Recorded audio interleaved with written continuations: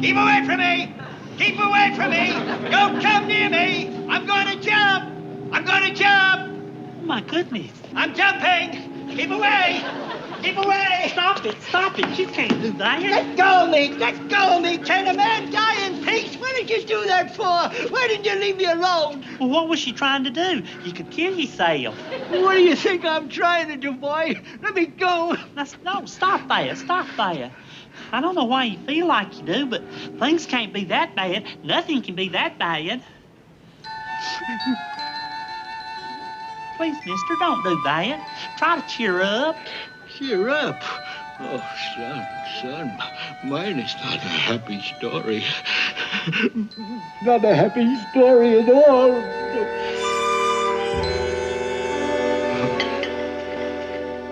Would you like some dessert now, Mr. Sinclair? Oh, no, I couldn't do that, boy. They got some real fine apple pie here.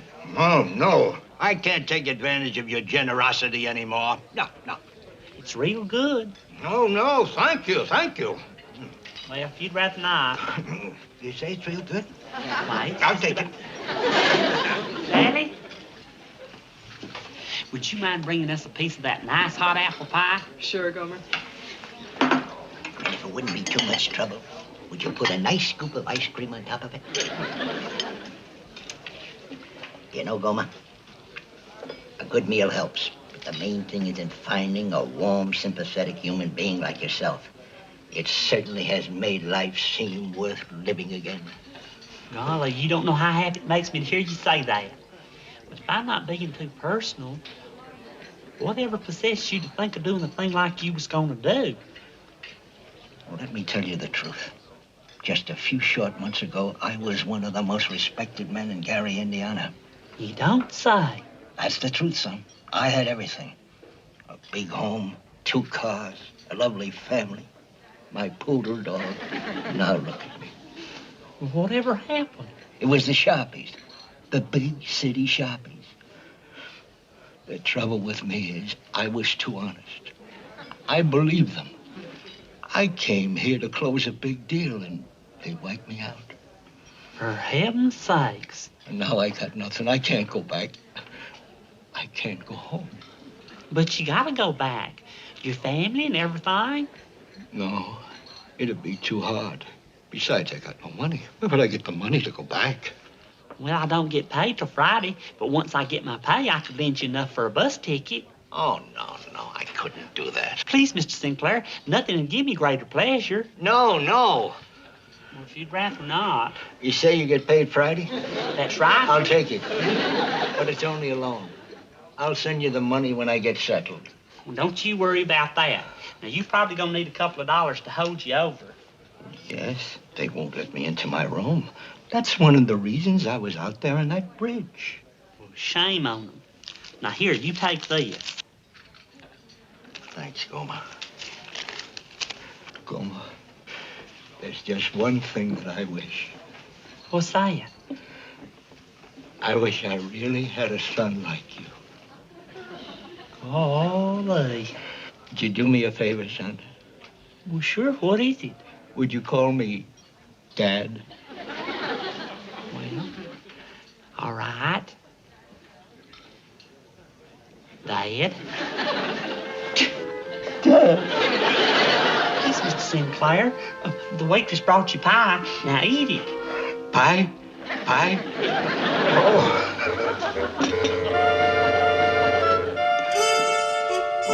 All right, bend them knees. Come on, I want to see some elbow grease. Pyle, move. Bend them knees over there. Elbow grease.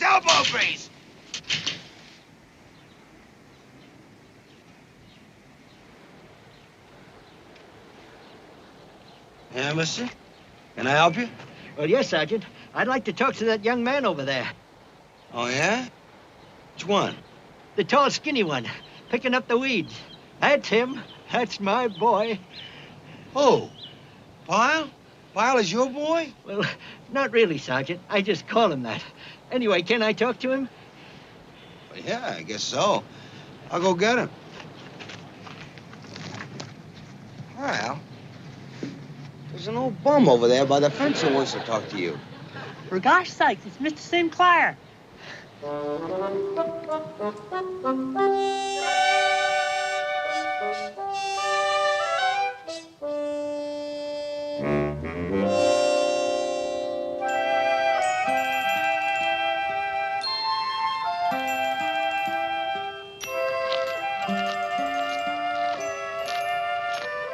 Pyle, what was that all about? Who is he? Well, he's just a poor old fella I met last night. What a sad story. I'm helping him out. Yeah? Poor fella. Bless his heart. Well, son, that was an awful good meal. Not quite as good as last night's, but awful good. You don't know how glad it makes me to hear you say that. Hey, boy, What's the matter, Sarge? this Pyle over there with that old geezer again. Huh? Oh, yeah. Who is he? I don't know. Pyle says he's some poor old guy with a sad story, but I don't know. I think there's something phony about it. Hey, Sergeant Carter, Corporal Ball. Hi. Hi, Pyle. You remember Mr. Sinclair? You met him out by the fence today. Oh, yeah, I remember him. And this is Corporal Ball, Mr. Sinclair. Any friend of Gomer's? Look, Pyle, can I talk to you alone for a minute? Excuse us, will you? Oh, certainly. I'll wait outside for you, Gomer. Look, Pyle, who is this guy? What do you know about him? Mr. Sinclair? Oh, I know a lot about him. For one thing, he's from Gary, Indiana, and he used to be very, very wealthy. Yeah? Would you believe it, Sergeant? He used to have 2 cars, a lovely family, and a poodle dog. And now he's got nothing. Them Sharpies cleaned him out. Ain't that sad? I'm practically in tears. Don't you believe it? Oh, I do. Oh, look, Pyle, I may want to talk to him myself. Do you know where he lives? Yeah, he stays right up the street here at the Gym Hotel, room 203. Oh. Well, Boyle and I are just going to have a beer here, and maybe later I'll drop up. I mean, if the poor old guy is really bad off, well, maybe I can contribute. You know, help out. Bless you, Sergeant. You're a wonderful person. Well, run along, Pyle. I'll see you later. Well, bye, Sergeant.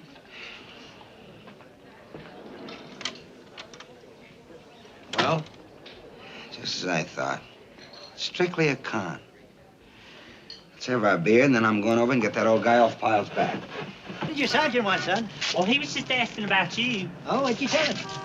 Oh, I just told him some of the things you told me, and he seemed real touched. Well, he looks like a real warm-hearted person. Oh, he is, and understanding, too. As a matter of fact, he said he might stop by and see you a little later on. Oh, you told him where I live, huh? Yeah, and if he does stop by, you really enjoy talking to him. What's the matter, Mr. Sinclair? There goes that cough again. I ran out of my cough syrup, and I don't have enough money to get the prescription filled. Well, how much is it? $5.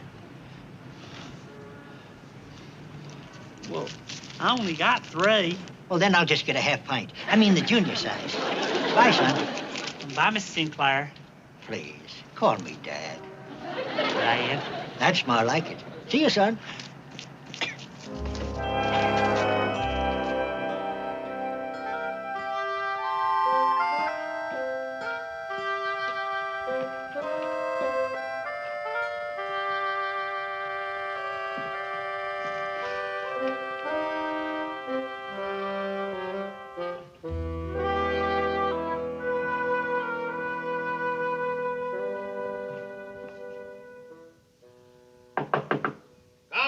Go away! Don't come in here!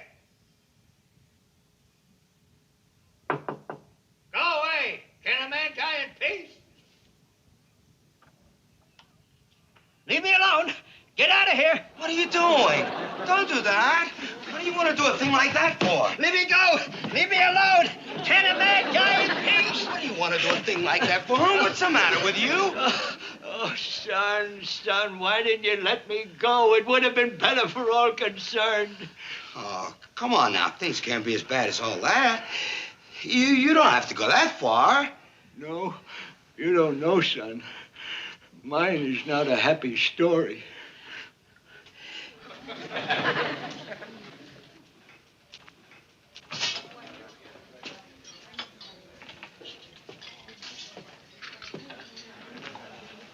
Well, what happened, Vince? You talked to the old man?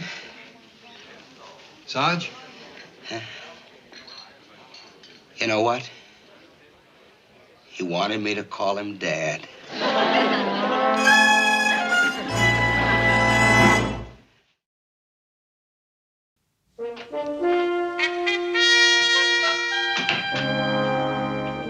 Got the morning report, Sarge. That field problem is scheduled for 1900 tonight. You hear what I said, Sarge? I was just thinking. What about? I was thinking, where are they now?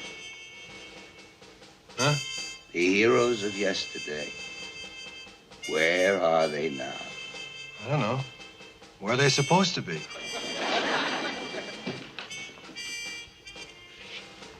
Boyle, did you ever hear of Sinclair's Raiders? I don't think so.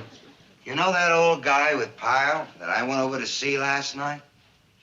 He was the head of Sinclair's Raiders. What was it?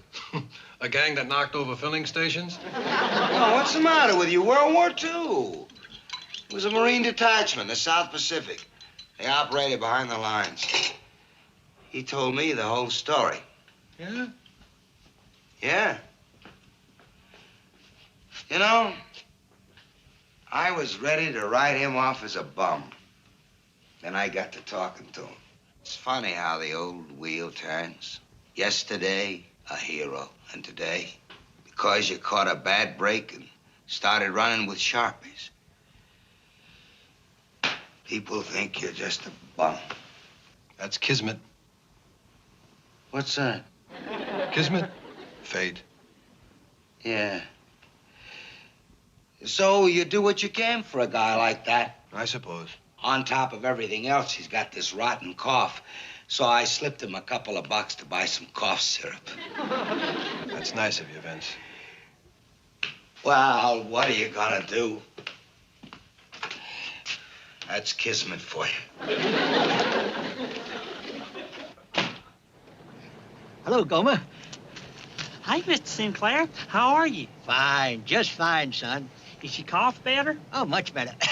Got a little headache, but that shouldn't concern you. Say, I saw your sergeant last night. Oh, you did? Oh, he's a fine boy, a real fine boy. Sergeant Carter's a warm, wonderful human being. Hey, Sergeant, look who's here. Oh. Hi, how are you? Good. I just dropped by to see you, all. Well, will you boys be in town tonight? Tonight? No, we won't be able to make it tonight. We're going on an overnight field problem. Oh, well, then it's good that I dropped by now. At least it gives me a chance to spend a few minutes with my boys anyway. Yeah. You sure you're not coming into town tonight, huh? Oh, we can't. No, well, we better get back to work now. Maybe we'll see you some other time, huh? Come on, pal. Bye, Mr. Sinclair. Dad. Please call me Dad. Both of you. Dad. Call me Dad. Poor old feller.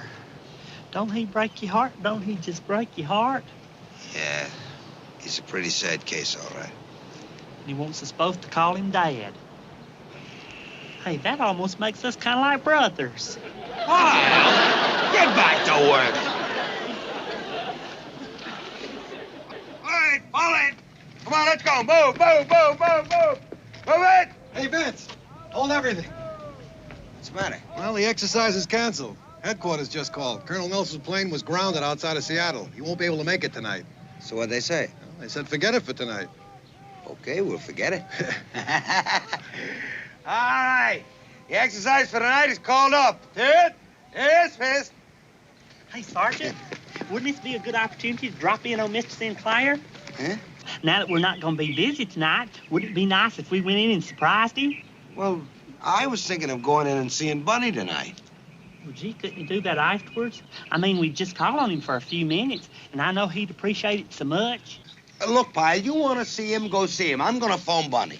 I bet we're the only friends he's got in the whole world right now. Won't you come for just a minute?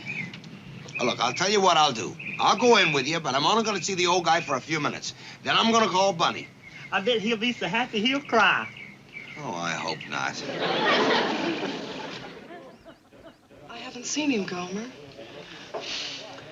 Well, gee, I wonder where he could be. We've looked in his room, and he's not here in the restaurant. Where else could he be? Yeah, well, if you see him, No, Pyle, wait, Sergeant. I'm just trying to think where else he could be. Pyle. A poor old fella like that ain't got too many places to go to. I mean, he lives way back in Gary, Indiana. Yeah. Now, Look- take the place where I met him that night. Do you know what he was going to do the night that I met him? My gosh. What? I just happened to think of something terrible. If I'm right, there's no time to lose. Please, Sergeant, you gotta come with me. What are you talking You about? just got to. Please, Sergeant, it's a matter of life and death.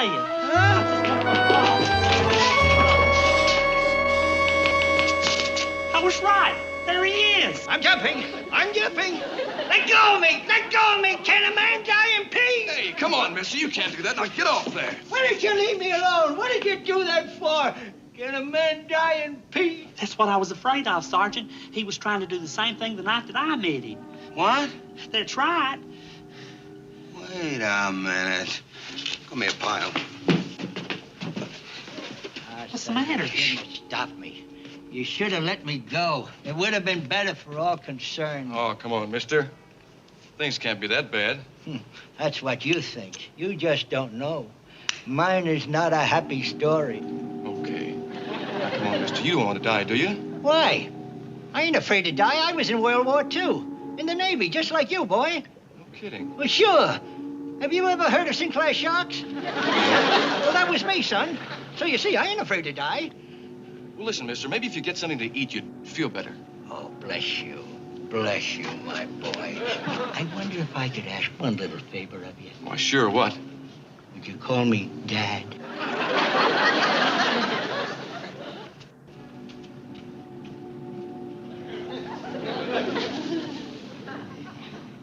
All right, Pyle. The other night, you saved that poor old guy's life. Last night, I saved that poor old guy's life. Tonight, that sailor saved that poor old guy's life. You know what I think, Pyle? What? I think that poor old guy is a crook. You say he calls himself Sinclair, huh? Yeah, from Gary, Indiana. He's one of the most respected men there. Pyle. That's what he said, Sergeant. Don't you think it's just possible that he gets so depressed sometimes he thinks of doing away with himself? Sure, it's possible. Anything is possible. Like, for example, that he was in both the Marines and the Navy during World War II. Here. Take a look at that. Could that be the fella? Yeah. Yeah, that's him. He's got a better-looking suit on, but that's him. Look at that, Pyle, huh? Who's that, huh? Oh, my goodness. Jim the Nip, huh? That's the guy that took you. Jim the Nail. Alias George the Ginch, Cal the Creep, and Schuyler Townhouse. Schuyler Townhouse. That's when he was trying to load some phony stock. I can't believe it. I just can't believe it. Well, I can. I knew the minute I saw him, this guy was a phony. But, Sergeant, you gave him money, too. Is that right, Sergeant? You gave him some money, too? Well, it was just a few bucks. But I was testing him. It was a test. But, officer, if you could have just seen him, there he was out on that bridge. And he was on that bridge again tonight, too. But he never seems to drop, does he, Pyle? Well, I don't know. What if he really was going to jump all them times? What if some night he's out there on that bridge and there's nobody there to stop him? Then you know what, Pyle? What? Geronimo. Cold.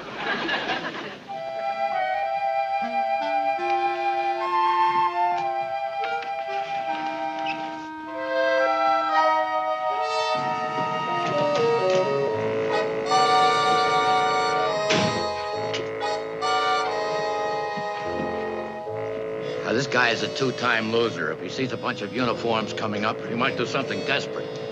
Now, he trusts you. You boys go up, be very friendly to him, and try to get him to come out. Then you'll nab him. Right. Terrible. Come on, Pyle.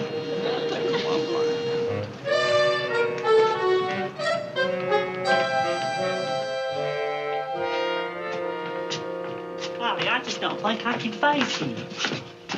Pyle, the man is an out-and-out crook. I told you that. The police told you that. When are you going to believe it? Well, maybe so, but a feller who does the things that he does is a trouble feller, and he needs help. And he's going to get help from the psychiatrist at the state prison. You see, his trouble is he's got too much time on his hands. And they're going to take care of that. They're going to put him in leather crafts and give him lots of things to do. And pretty soon, he won't be sitting around thinking about killing himself all the time. Now, come on. Mr. Sinclair.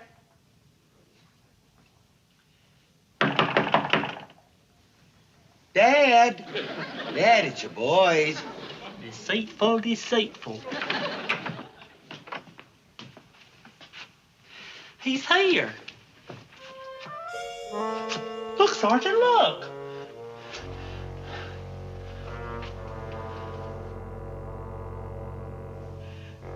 I think he really did it this time.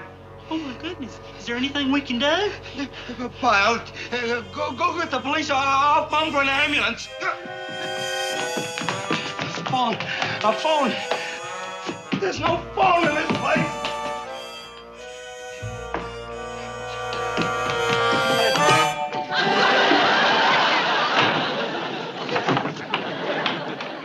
Don't come near me. Don't come near me or I'll jump.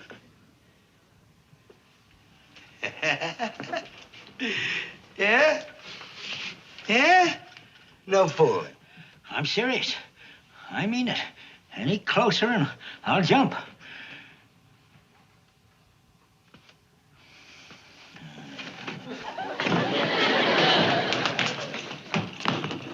Praise be.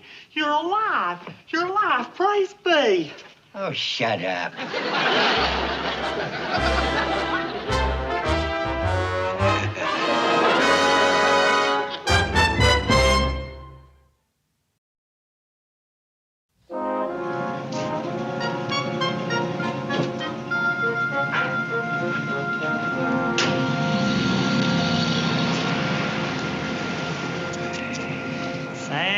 Sad. There he goes.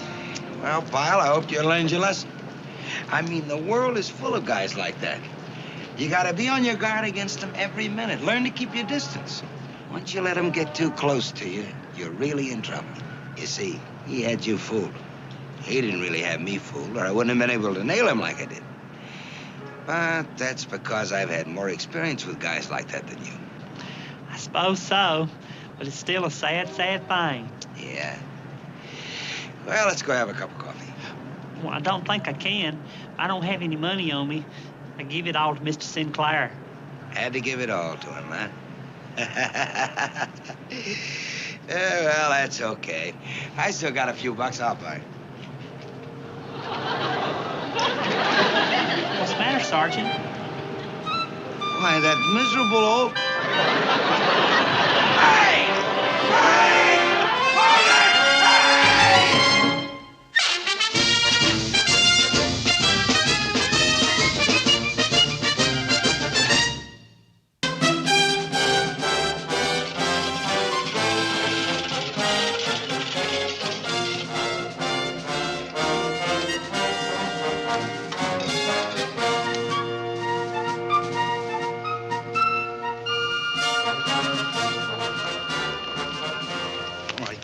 Come on, get them wires connected. Snap it up. Move.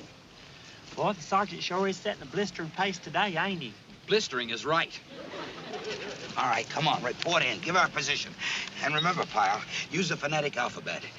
We are at point LT. But for L, it's Lima. T is Tango. You got that, Pyle? Yes, sir. Lime or tango? I remember 'cause Lima's the bean and tango's the dance. I don't care how you remember, just remember. Call in. Yes, sir. Hello? This here's Baker Company reporting in it. A bean. Oh, yeah. Lime. Dance. Begins with T. We're at Lima Turkey Trot. We're at Lima Tango out. Tango. Don't know why I couldn't remember that. That's what George Raff used to dance with Joan Crawford. They do them low dips at the end. Pyle, will you knock it off? Boyle, call in the men from the lookout points. Oh. Sergeant Carter, Yes, sir. from what I've observed, you seem to have a very good understanding of our training techniques. Thank you, sir. Sergeant, we've been looking for a non-commissioned officer with combat experience to help compile training manuals. manuals. You might be just right for the job. Training manuals? Just a temporary assignment for 2 weeks. That's why we're putting it on a voluntary basis. We don't want to take a man who feels he can't be spared from his present duties. Well, sir, with the captain's permission, I think I better pass it up. You see, I've been with this bunch since boot camp, and, well, it's not that they're not a good outfit. It's just that, well, they still got a ways to go, and somebody has to stay on them every minute. I understand. But if there's any change in the situation, let me know. Yes, sir.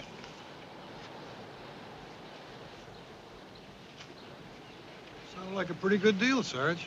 Yeah. Sure, it was a good deal. A nice desk job at headquarters. What could be better? But could I take it? No. You want to know why? Because this chowderhead platoon can't blow its nose without me, that's why. Somebody else gets all the nice jobs. I'm stuck with a monkeys in a zoo. Come on, monkeys. Let's finish our work. Ain't that a shame? It's really too bad Sergeant Carter can't take that there job. Why, Pyle, over here. You know, Duke, come to think of it, it would have been kind of sweet having Big Daddy off our backs for a couple of weeks. Yeah. You know, if Corporal Boyle agreed to take over, Carter might go for that other job. Hey, that's worth a try. Boy, I sure don't understand it, Corporal. Huh? Why Sergeant Carter didn't take that job? After all, he's got you to take over for him. What are you talking about? I'll bet it never even occurred to him. You know that, Duke, that the corporal could take over for him? Yeah, because Sergeant Carter must have a lot of confidence in you. Don't you think so? Boy, if he doesn't have confidence in you by now, well, I don't know. Now, look, stay out of it, will you? Oh, sure. We just thought it was worth mentioning because we sure think of you as a second sergeant. And we thought the Sarge thought of you as a second sergeant. Well, we'll talk to you later, Sergeant. Corporal.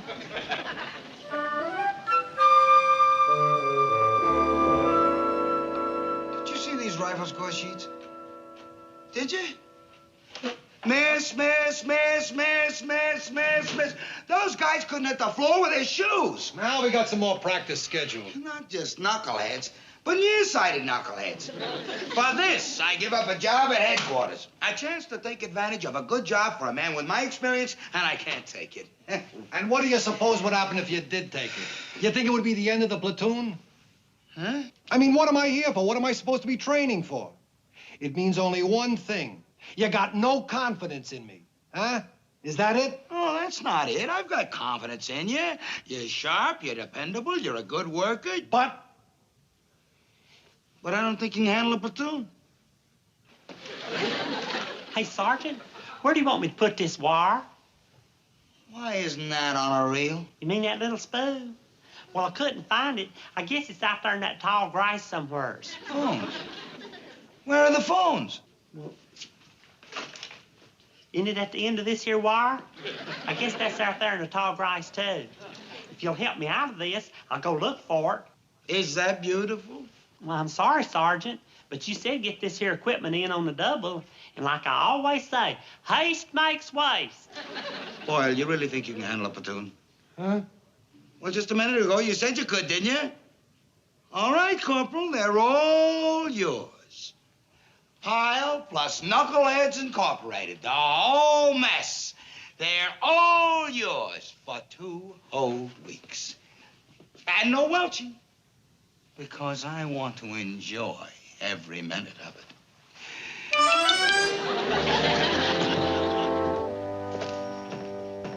Here's some more instruction sheets on the new radio gear, Sergeant. Oh, yes, so they are. And the captain said he'd like to talk to you later about the training school curriculum. Oh, sure. The curriculum, huh? Yeah, list of studies for each course. Oh, sure. Well, you can't do a thing without curriculums. Boy, they sure use fine print and stuff, don't they? If you don't mind a suggestion, Sergeant, you're going to be doing a lot of close paperwork, and it might be worth your while to get some reading glasses. Glasses, me? Well, they can fix you up with a pair at the dispensary. They really help. Yeah, maybe I will. Hi, Vince. Oh, hi, Boyle. Don't tell him you want to back out on the deal already. What's the matter? Too much for you? There you go. No confidence. No. Just a couple of things came in for you to sign.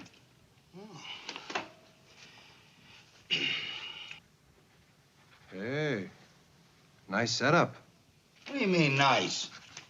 Perfect. You want to know the best part? Listen. You hear that? I don't hear anything. Exactly. You don't hear anything. No yelling, no goof-ups, no nothing. Just beautiful silence, huh? Something else. What do you see out there? The drill field, the barracks. Now what do you see? Nothing. You don't see nothing. Ain't that great? One pull on the string, presto. I don't even have to watch that bunch of knuckleheads. It's like a dream come true. Hear no monkeys, see no monkeys. Yeah, I know what you mean. Well, I better be going. Look, Boyle, there's still one thing that can kill this for me. If that platoon starts lousing up and they hear about it back here, that's it. I don't mind telling you, for the time being, I'm enjoying this new life. Oh, I understand. Now, I know it's not an easy job. You got one guy back there that can goof it up all by himself. Oh, you mean... Please! Don't even mention that name. For 2 weeks, I don't even want to know he exists. Okay, Sarge. Boyle, remember, I'm counting on you. You said you could do it. And I'm doing it. I'm doing it. All right.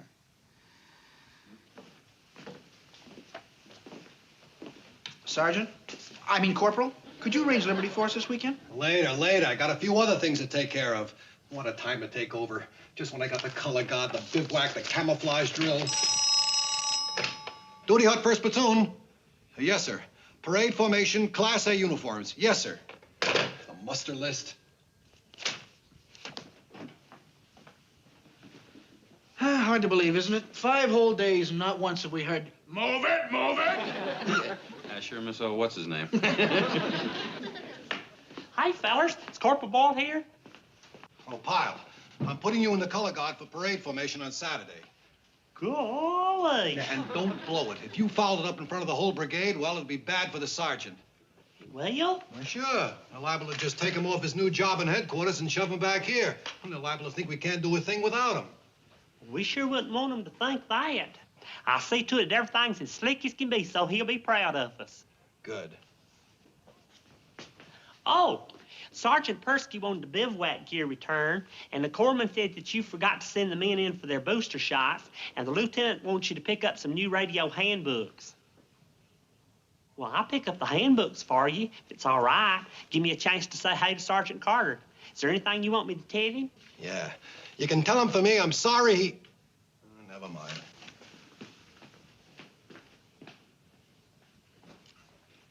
Corporal, if you don't mind my saying, I think you're doing a real wonderful job while the sergeant's away. Isn't he, Frankie? Oh, real swell. I mean, considering all the extra details you got, right? Yeah, real swell. So we sure hope you're not thinking about calling the Sarge back. Where did you get that idea? Well, I just thought maybe you were going to tell Pyle to tell Sergeant Carter, maybe. What are you, some kind of mind reader? No, I just thought that... Now listen, I was left in charge, so I'm in charge. Right, and doing a swell job, too. Right, Frankie? Yeah, real swell. Well, keep up the good work. We'll be talking to you, Sergeant. Corporal.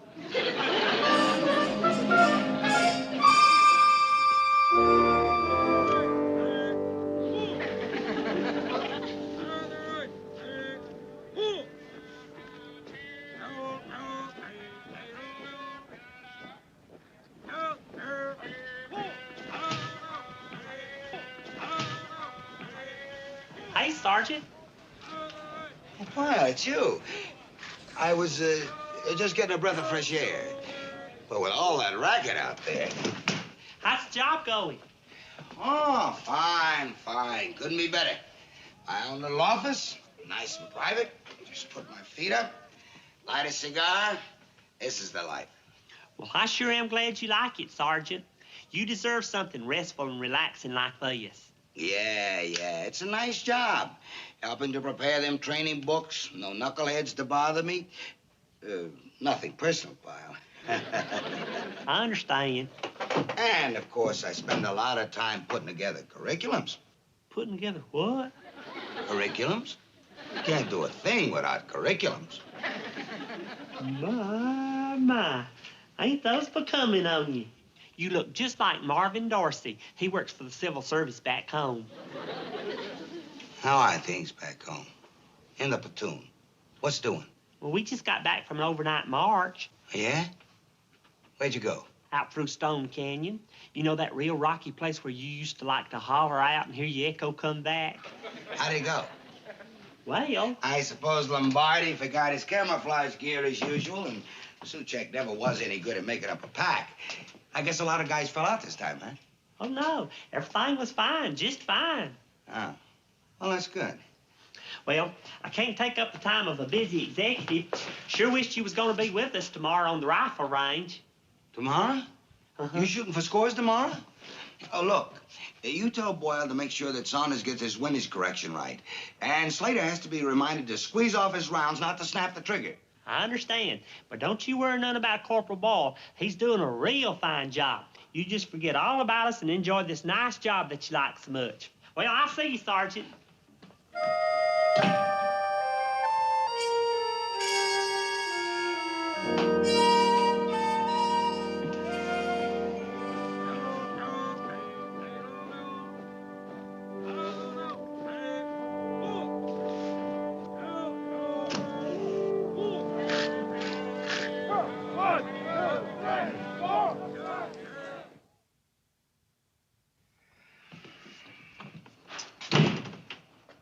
Good morning, sir.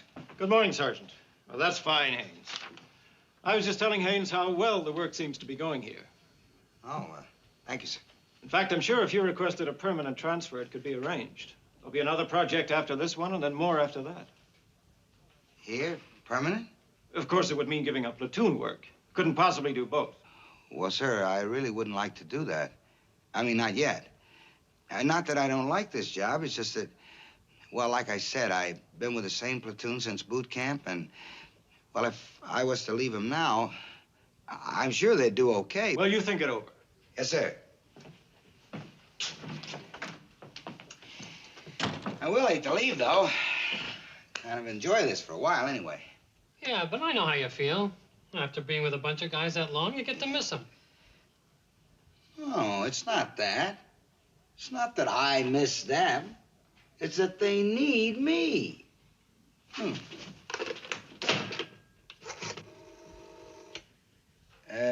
Get me the duty hut, Company B. I better check on them, make sure they're all still there. Yeah, Boyle? Carter, I'm gonna be down in your area in a couple of hours. What do you say we have chow together? All right. I'll meet you at the barracks. You come along, too. I'll show you what I mean. Let's see. I haven't been there for a week, huh? Well, just get a load of this bunch when I haven't been around for a week. You know, fellas, we ought to keep this place looking better. And out front, it's looking real messy, too. It ain't all the way Sergeant Carter taught us. Oh, listen to this. Corporal Pyle. And to think, next week is going to be just as peaceful as this week was. Hey, Boyle says to remind you guys we're due at the rifle range in 20 minutes. How's he doing? Oh, okay. He was on the phone to Carter. Sergeant's coming over at noon. He can't. He's still got another week. Ah, just for chow or something. Oh, boy, for a minute I thought... Wait a minute. Just for chow? It's a spy mission, a trap. And if he sees what's been going on, he'll be back like a shot. Fellas, I'm ashamed of you. Gomer's absolutely right. We ought to keep this place looking better.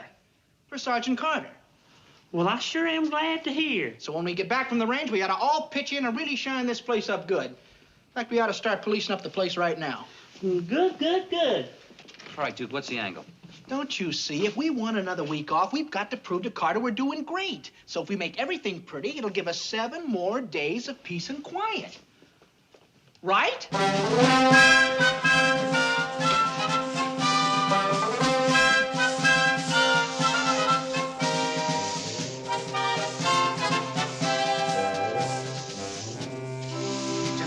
See what I was trying to tell the captain, Hayes. You know what they say? When the cat's away, the mice will play. But just keep your eyes open. And then I'm gonna come down on them. But hard.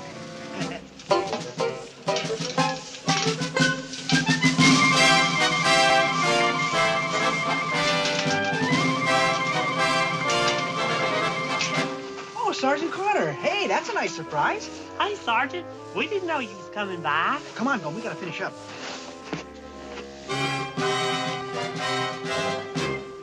Hey! Hi, Vince. Hi, boy. This is Corporal Haynes. Oh, hi. How are you? Hey, place looks pretty good. Okay, men, secure the work. Chow time. Okay, you guys, let's hustle up. Chow time, double time. Hop, hop, hop, hop, hop, hop, hop. Hop, hop, hop, hop, hop, hop, hop, hop, hop. The rifle scores just came in from this morning. Oh, yeah? How'd they make out? Oh, not too bad. Fact is, they did just about as good as they ever did. It's still not perfect, but it's encouraging. Yeah. They seem to be holding their own, all right. Say, Vince, how's the job at headquarters? You still enjoying it? Oh, fine, fine. It's great, huh? Glad to hear. Hip, hop, hop, hop, hip, hop. Fire. Hey! Hop, hop, hip, hop, hop, hop, hop, hop. How about it, Vince? Shall we join them? No, I just came down here to tell you I won't be able to make it after all. I got some extra work that came in. Oh. Well, I'll see you later. Sure you wouldn't like to have some chow? No. You go ahead. I gotta get back. Okay.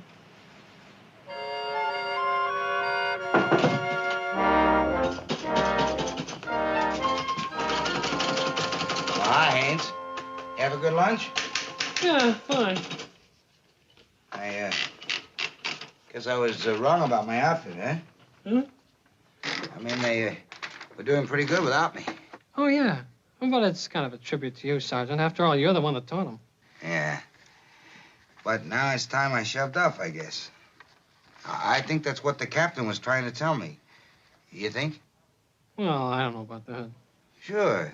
That's why they got me over here in the first place. The whole thing's beginning to make sense now. Isn't that so? Well... So I'll take him up on his offer. I'll make this a permanent deal. I'm putting in for a transfer.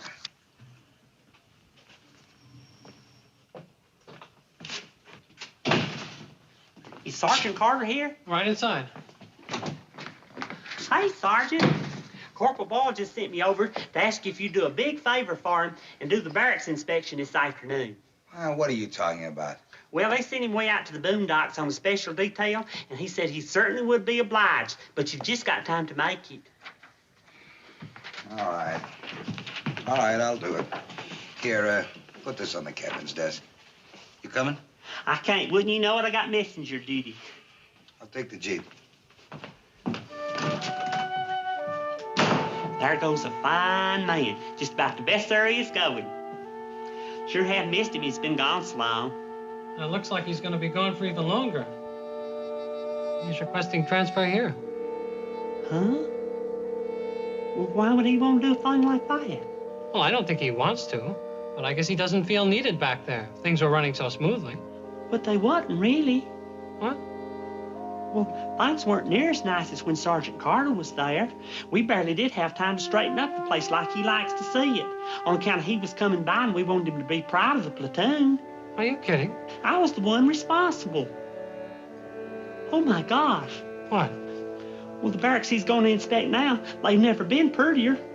Now we'll lose him for sure, and it'll all be my fault.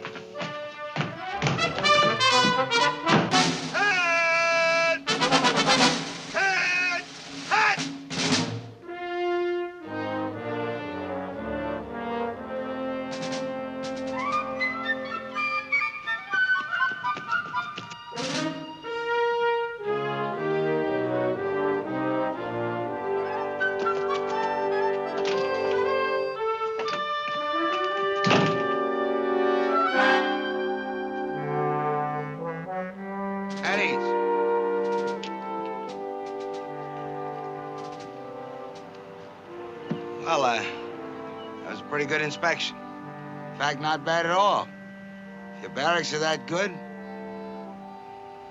well, I guess you guys are coming along all right. Hey!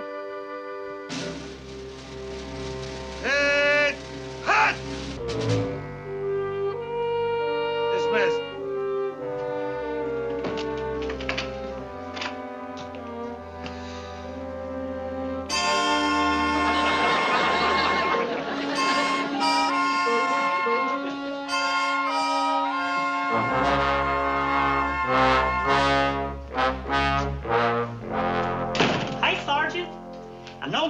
on messenger duty, but I just didn't want to miss being here when you inspected the barracks. Barracks? This ain't a barracks, it's a pigsty. Look at them bunks. Look at them blankets. Look at that loose gear. Well, let's get cracking. Come on.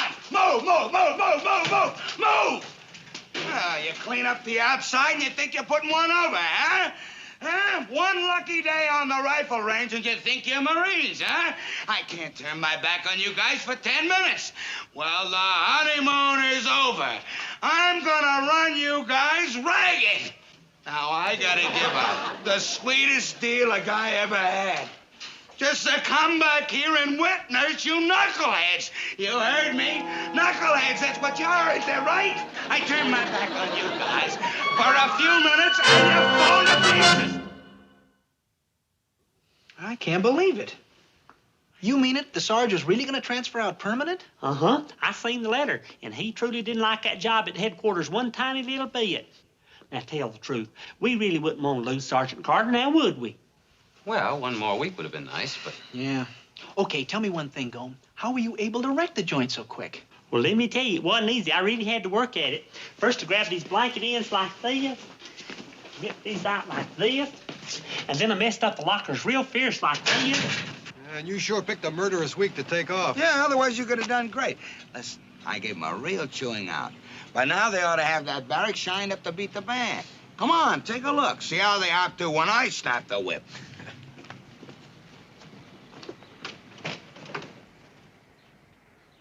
What is this, a barracks or pigsty? I told you knuckleheads to get this place squared away. Look at them bunks, look at them blankets. Get them lockers closed. I want them boots on the deck. Move, move, move, move.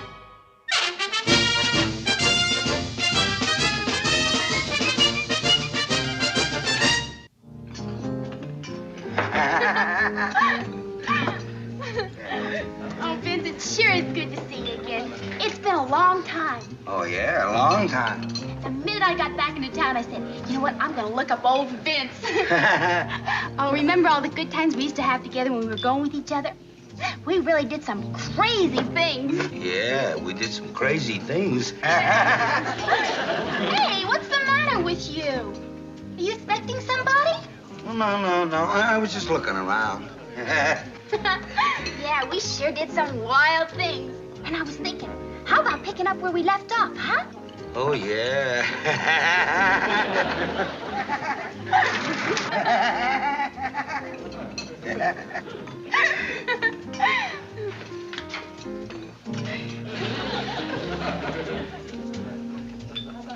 Who's that? Oh, just one of the guys from my platoon. Excuse me. I think that guy wants to talk to me. Oh, sure, Vince. Hey, hurry back, hon. Yeah. Hey, Sergeant. Hello, Pyle. I guess you wonder what I'm doing here. Getting something to eat? I mean, you're probably wondering why I'm not here with Bunny. Oh, well, to tell you the truth, I did wonder. Nothing's happened between you and Miss Bunny, has it? Oh, no. See, it's like this. This young lady is an old friend, and we haven't seen each other in a long time. Oh, that's nice. Old friends is the best friends. Yeah. Well, I'm glad you understand about the old friend and all. But it'll be better if you keep it to yourself. What? You know, the old friend. Oh, of course. But who do I keep it to myself from? Certain people. Bunny. Why, Sergeant? Oh, she might not understand. Why, anybody'd understand old friends getting together. Look, Pyle.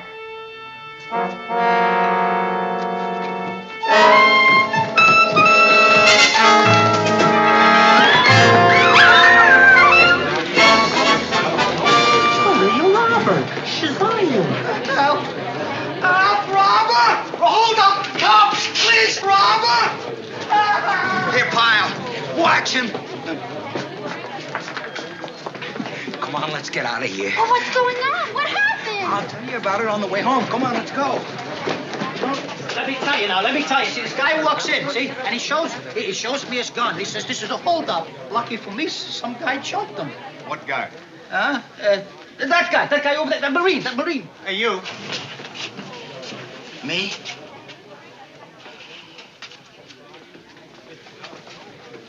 Yeah, that's him. That's the guy that clobbered the crook, this Marine, right here. That's nice going, Sergeant. May I have your name, please? No, I didn't do anything. What are you talking about? Well, he just said... Yeah, but he was wrong. I didn't do anything. It was him. Here's your Marine. He nailed that crook. But No, I nailed him good. I saw it with my own eyes. Well, that's nice going, Private. What's your name? Gomer Pyle, but I was... You should have seen him jump in there like a cobra. Pow! And then he went into action. What was that name again? Gomer Pyle? That's right. But the private's got to get back to the base now. Is it all right? Yeah, I guess so. It's good work, boy. Very good work. I don't like it, Sergeant. I just don't like it. Look, Pyle, I'll explain it to you one more time. If I told the policeman I did it, he'd have to put my name in his report. Next thing, my name's in the newspaper, and they also mention the fact that I was there with another girl, in which case Bunny would kill me. But the plain truth is you did it. That's the plain truth. You're just my insurance, that's all. Don't you understand that? I don't know, Sergeant. I just don't know. All right, you got a choice. You can tell everybody the truth and cause me and Bunny to break up, or you can go along with it for a day or so. Do you want to see me and Bunny break up? Well, I sure would hate to cause you two to break up. Okay, then just forget it. And everything will blow over real fast. But I sure do hate to tell a lie. Pyle. But I wouldn't want to break you two up. Then it's settled. But I hate to lie. Oh, I wouldn't want to see you break up. But it's bad to lie. It's bad to break up. Bad to lie. Sergeant, I don't know what to do. Pyle, do you want to break Bunny's heart? Why, I'd never. Do you want to see her kill me? Oh, no. Then forget it. Well, if I have to. Good. And believe me, it's already forgotten. Good night, Pyle. But I sure hate to tell a lie. I hate to see him break up. But it's bad to lie. Oh, they happened so fast I didn't even have time to think. Guy didn't see me coming. It was boom, boom, and it was over. No kidding.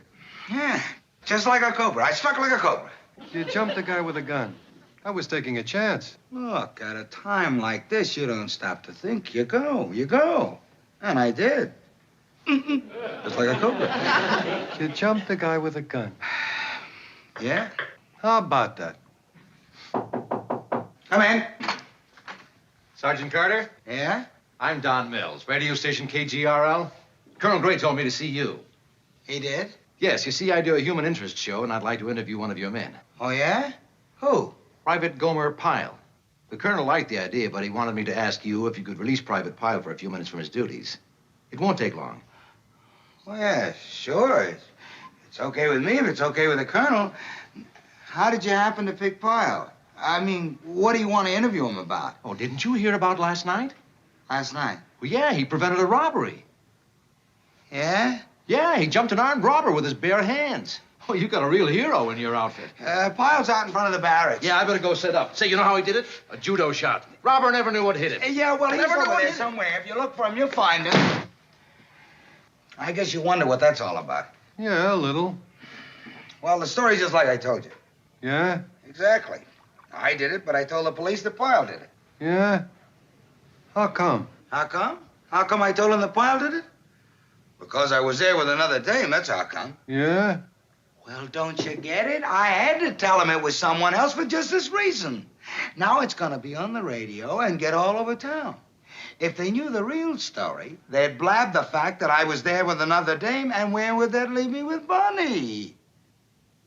Mm-hmm. You don't believe me?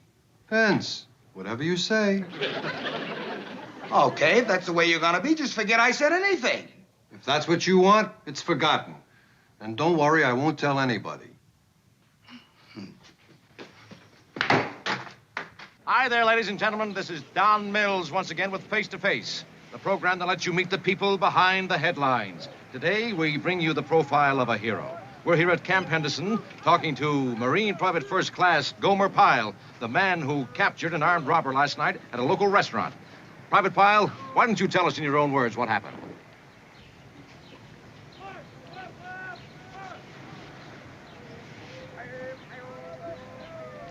Well, there was this fella with the gun, and somebody had to do something.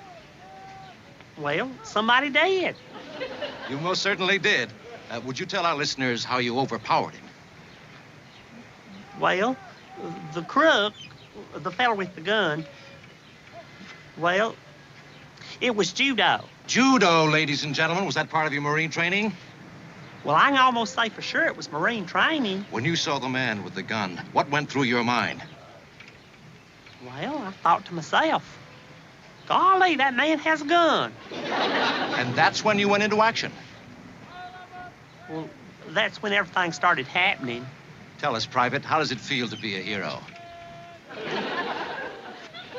I don't know. Well, you know. I don't know.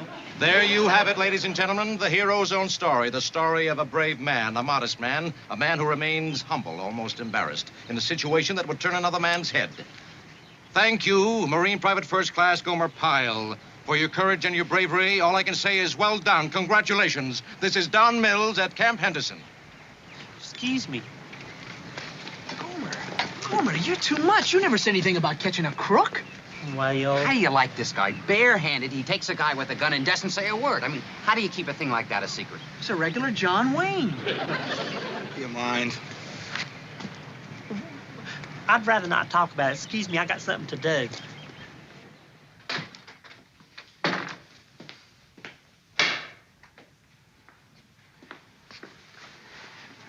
Sergeant? What do you want? Did I do all right? The things I told that man really pained me, but did I do all right? Yeah, fine. Well, I feel just terrible. I didn't really come right out and lie, but it's what I didn't say. So what do you want from me? Well, nothing. I just wanted to do what you told me. Well, you did it. So okay. But you said it's gonna all be forgotten. Well, I made a mistake. Sue me. Well, I was just trying to do what you told me. And I just wondered, did I do all right? You did fine. Now get out of here and get back to work.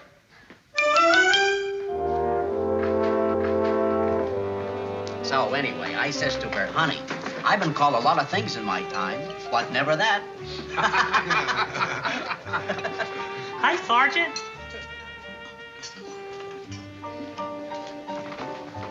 How about that Pyle? And what about him? Well, he looks like the last guy in the world that pulled what he did in that restaurant. Yeah, you never know, do you? He's your prize knucklehead, too, isn't he, Vince? Yeah. What do you suppose got into him, Vince? How'd he get so gutsy all of a sudden? Because I'll tell you, Vince, he sure don't look like a hero. Pyle don't look like a hero because he ain't, okay? What's that supposed to mean? I'll lay it out for you. That thing that happened at the restaurant, throwing that crook, I did it. That's right, it was me. What is this? Are you putting this on, Vince? No, it was me. I told Boyle the whole story, didn't I, Boyle? Well, this may sound like a stupid question, but how come Pyle's getting all the credit if you did it? Because I planned it that way. That's the way I wanted it. Because I was there with another dame and I had to lay low.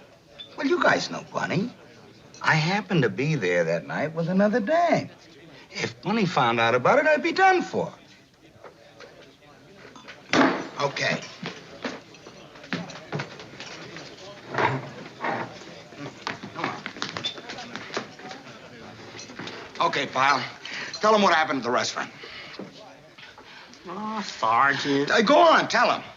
Well, there was this fella in the restaurant with a gun, and I knew something had to be done. No, not that story. Tell him what really happened. What really happened? Yeah.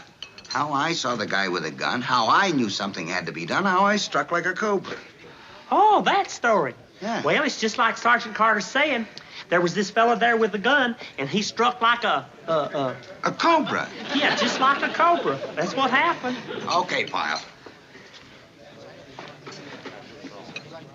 Satisfied? What did you make him do that for? Huh? I didn't make him do anything. No, just repeat word for word everything you said. Look, Vince, we understand. The private gets all the glory, the sergeant gets nothing. Sergeant gets jealous. But it was the truth. You don't believe it? Well, we can believe you or the newspapers, the radio, the police. But you don't believe it, do you?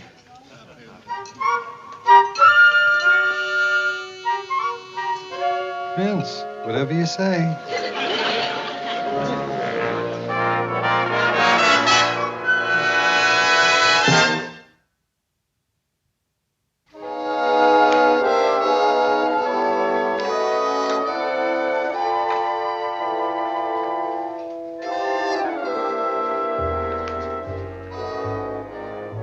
Sergeant? Don't you know better than to sneak up on people? Well, I'm sorry, but I just had to talk to you. So talk. I feel just terrible getting all the glory that's rightfully yours. I'm living a lie that just ain't right. Forget it. It's too late now. But, Sergeant, it's just like quicksand. We're bogging down deeper and deeper. Look, Pyle, we started this thing, and we're going to see it through. Sergeant, I got another problem. Yeah? I got to get your permission to go over to Company A. Company A? What for? Sergeant Polk over, he wants me to give a judo demonstration. What? It all came about from this lie I'm living. They want me to show how I caught that crook with judo. Oh, brother. Well, that's what I say. You should be the one giving the demonstration. You see how we're getting in deeper and deeper? Why don't I just go to the newspapers and tell them? No! No newspapers and no more of your problems. I don't want to hear it. But, Sergeant, the judo, they want me to demonstrate. Go, demonstrate. Just leave me alone. But, Sergeant... Demonstrate, demonstrate, demonstrate. Do it look all right? Oh, yeah, fine. Where are we going? I don't care. Well, how about a movie? No. Well, then, how about some dancing at that go-go place? Nah.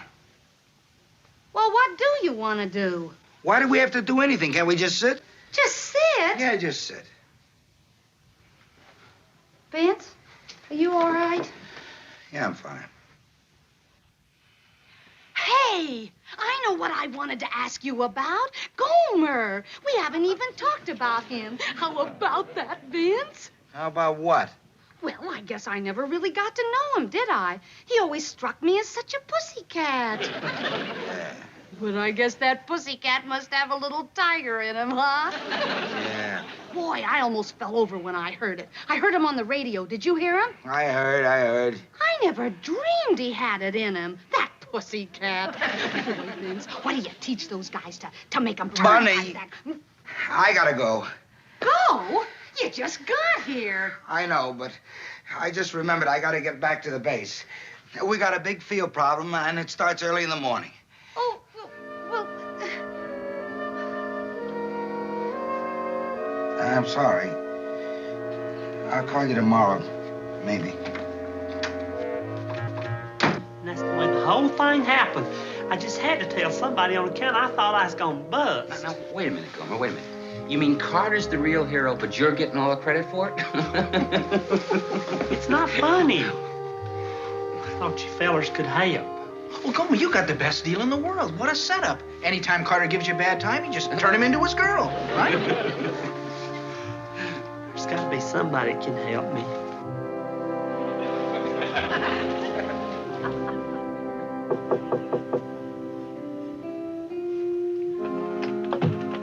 Yes? Chaplain, could I see you for a minute? I'm Private Gomer Pyle. I'm a little busy. Oh, Gomer Pyle. Come on in, son.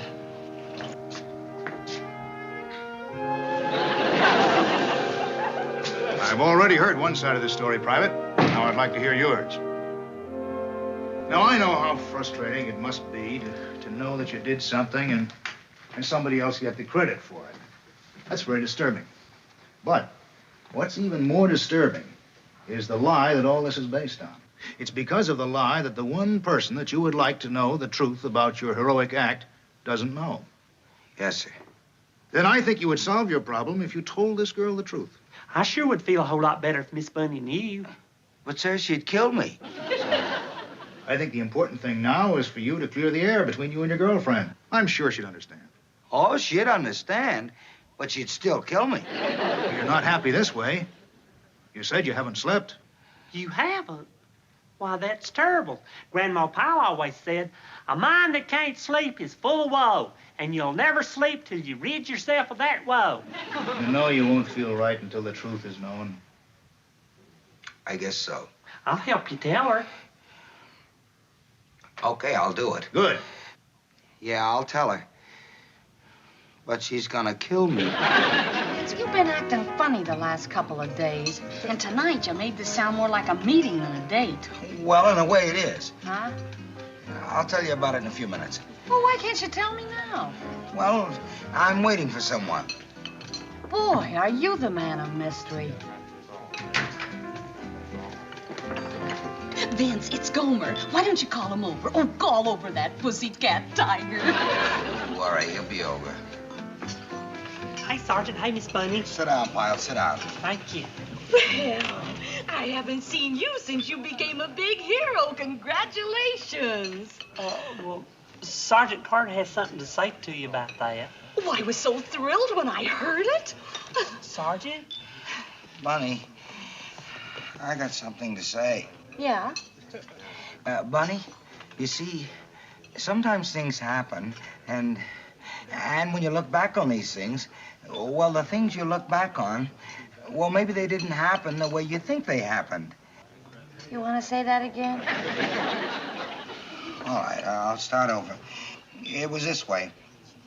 You know that thing about Pyle here and that crook?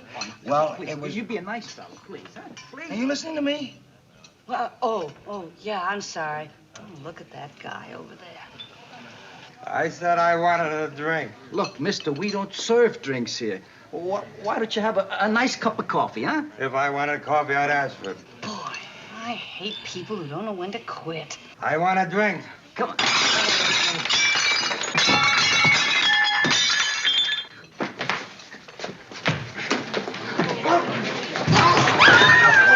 He did it again.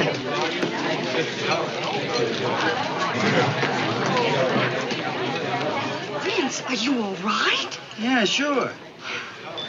Talk about lightning striking twice or history repeating itself. Very same thing happened with that crook. Sergeant Carter was even sitting in the same booth here. What? That's right. I wasn't the hero at all. It was Sergeant Carter all along. What is this? That's what we come here tonight to talk about. That thing that happened with the crook the other night, that was Sergeant Carter, not me. Not you? That's right. But he couldn't tell you on account of he was here with another girl. I know all about it, and it was truly innocent. But he didn't want to take a chance on you finding out and getting your feelings hurt. So I had to take all the credit on account of he likes you so much he didn't want to see you hurt. And, well, the truth had to come out, and that's the reason Sergeant Carter here is telling you all this. Yeah. Oh, Vince, you mean that you just... Oh, Vince! Well, all's well that ends well. I guess I'll be going along since it looks like everything's ended well. Oh, Vince, my hero.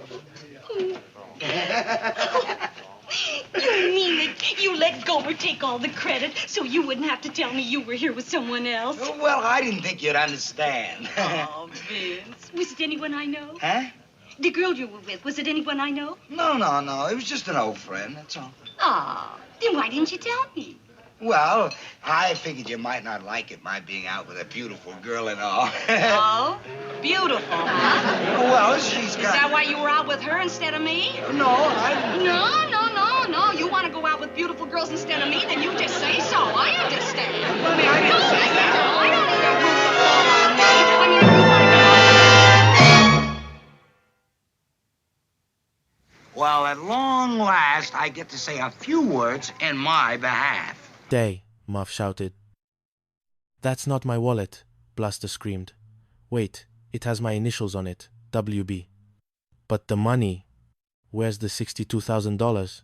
At that moment, the base's air raid siren went off. It was a drill, but the vibration caused the old cannon to tilt. A shower of $100 bills erupted from the barrel of the cannon, fluttering down like green snow over the entire courtroom. "It's raining money!"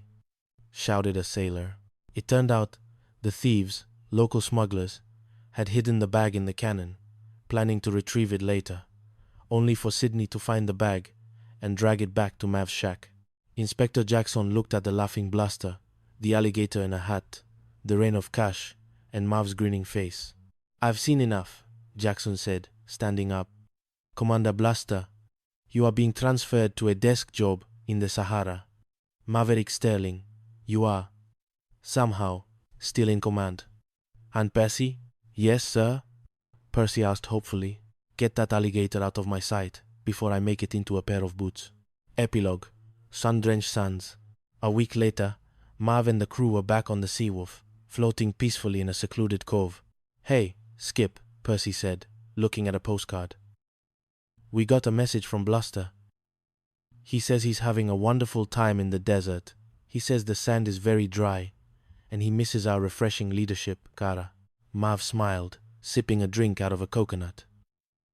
"You know, Percy, some people just aren't cut out for island life." "Permission to faint, sir?" Percy asked. "Granted, Percy, granted." As the sun set over Laguna Azul, the sounds of laughter, a distant hula melody, and the occasional snap of a garter belt echoed across the waves. The Maritime Safety and Harmony Coalition was, for once, perfectly in harmony.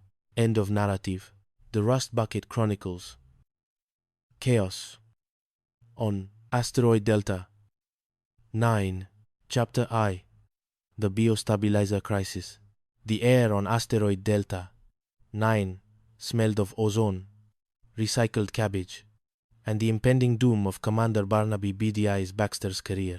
Baxter, a man whose blood was 60% caffeine and 40% pure, unadulterated stress, slammed his fist onto a desk made of repurposed hull plating. "Wow, wow, wow!" Baxter shrieked, his voice hitting a frequency that made the nearby service droids twitch. "Biomechanical stabilizers! You are the logistics officer of this godforsaken rock, Pip. If the medical droids and the nursing staff need stabilizers for their gravity boots, you snap to it. Shake a thruster. You know what I mean." Ensign Pip Tripper Puddles, a young man who could trip over a flat shadow in zero gravity, saluted so hard he nearly poked his own eye out. "Yes, sir." "Snap to it, sir." "Shaking the thrusters, sir." Baxter groaned, rubbing his temples. "What a war. The entire sector is resting on my shoulders, and I'm surrounded by idiots. And now, the cherry on top of this radioactive sundae, I just got a priority transmission from High Command. High Commissioner Titanium Targaryen is arriving today for a sneak inspection." Pip's face went pale. "Targaryen? The one who court-martialed the toaster for burning his bagel?" "The very same," Baxter hissed. "And look at this place. The plasma sinks in the NCO lounge are backing up with sentient slime, the docking bay doors squeak like a dying space whale, and my stomach acid could currently dissolve a hull plate." "Hello? Yes, this is Commander Baxter. Who did you expect? The ghost of Christmas future?" Baxter slammed the intercom. "No, I am not a plumber. I am the commanding officer of Delta 9. Fix the slime yourselves." He popped 3 anti-acid pills into his mouth. "Sir," Pip whispered, "take it easy on those. They give you that existential dread, indigestion." "I don't care. I just want to be sick," Baxter lamented. "If I were incapacitated, I could appoint an acting station commander, someone to take the heat from the commissioner." Wait, a slow, predatory grin spread across Baxter's face. "If I were critically ill, I could put him in charge." "Him, sir?" Pip asked. "Captain Jax, Smuggler Sterling. With Jax and his band of space pirates running Delta 9, they'll commit enough protocol violations to get themselves ejected into a sun right in front of the commissioner. It's brilliant. So, Pip, call the medbay. Tell them I've got cosmic vertigo. Hurry. On the double. Chapter A. The smuggler takes the bridge. Jack Sterling walked into the medbay with the swagger of a man who had successfully sold ice to a cryoplanet. He found Baxter draped over a bioscanner, looking like a discarded spacesuit. "Jaxie, my old friend," Baxter moaned. "He's acting so hammy it could have fed a colony." "The medics. They don't know. It's bad. I'm in bad shape. Gee, Commander, you look. I have to appoint an acting commander, Baxter gasped. And since my executive officer is a boob, yes. Pip, you're a boob, I'm appointing you. Jax. Jax blinked. Me? I won't hear of it. And to help you, I'm appointing Pip here as your acting executive drone specialist. Pip beamed. Did you hear that, Skipper? I'm an executive specialist. You'll never regret this, Commander. I know, Baxter whispered as they left. I absolutely know. Within 10 minutes, Jax was in the commander's office. The plasma sinks were still overflowing, but Jax had a different priority. Chief, Jax barked at a grizzled veteran engineer. What's the status? The sinks are sentient, Skip, and the garter I mean. The biostabilizers arrived. What do we do? Send the stabilizers to the nurses and tell the engineers to ignore the slime. We've got a party to plan, Jax declared. But Skip, Pip interjected. The commissioner is landing, and we just got a radar blip. It's a high-priority craft. It might be the commissioner, or it might be the emperor of the glittering rings. The emperor? Jax rubbed his chin. Well, if we're going down with a blast. Tell the boys. Full speed ahead on the festivities. Chapter I, the emperor and the cybercroc. The emperor of the glittering rings, a man whose robes contained more gold than a small moon, stepped off his gilded shuttle. He was flanked by his 3 daughters, the princesses of the nebula, who were currently disguised as technicians to avoid the paparazzi. I am Zog the Magnificent, the emperor announced. Is this the outpost where I am to receive protection from the space pirates? Jax bowed, nearly tripping over Pip. Welcome to Delta 9, Your Highness. I am Acting Commander Jax Sterling. We are here to serve you, or something.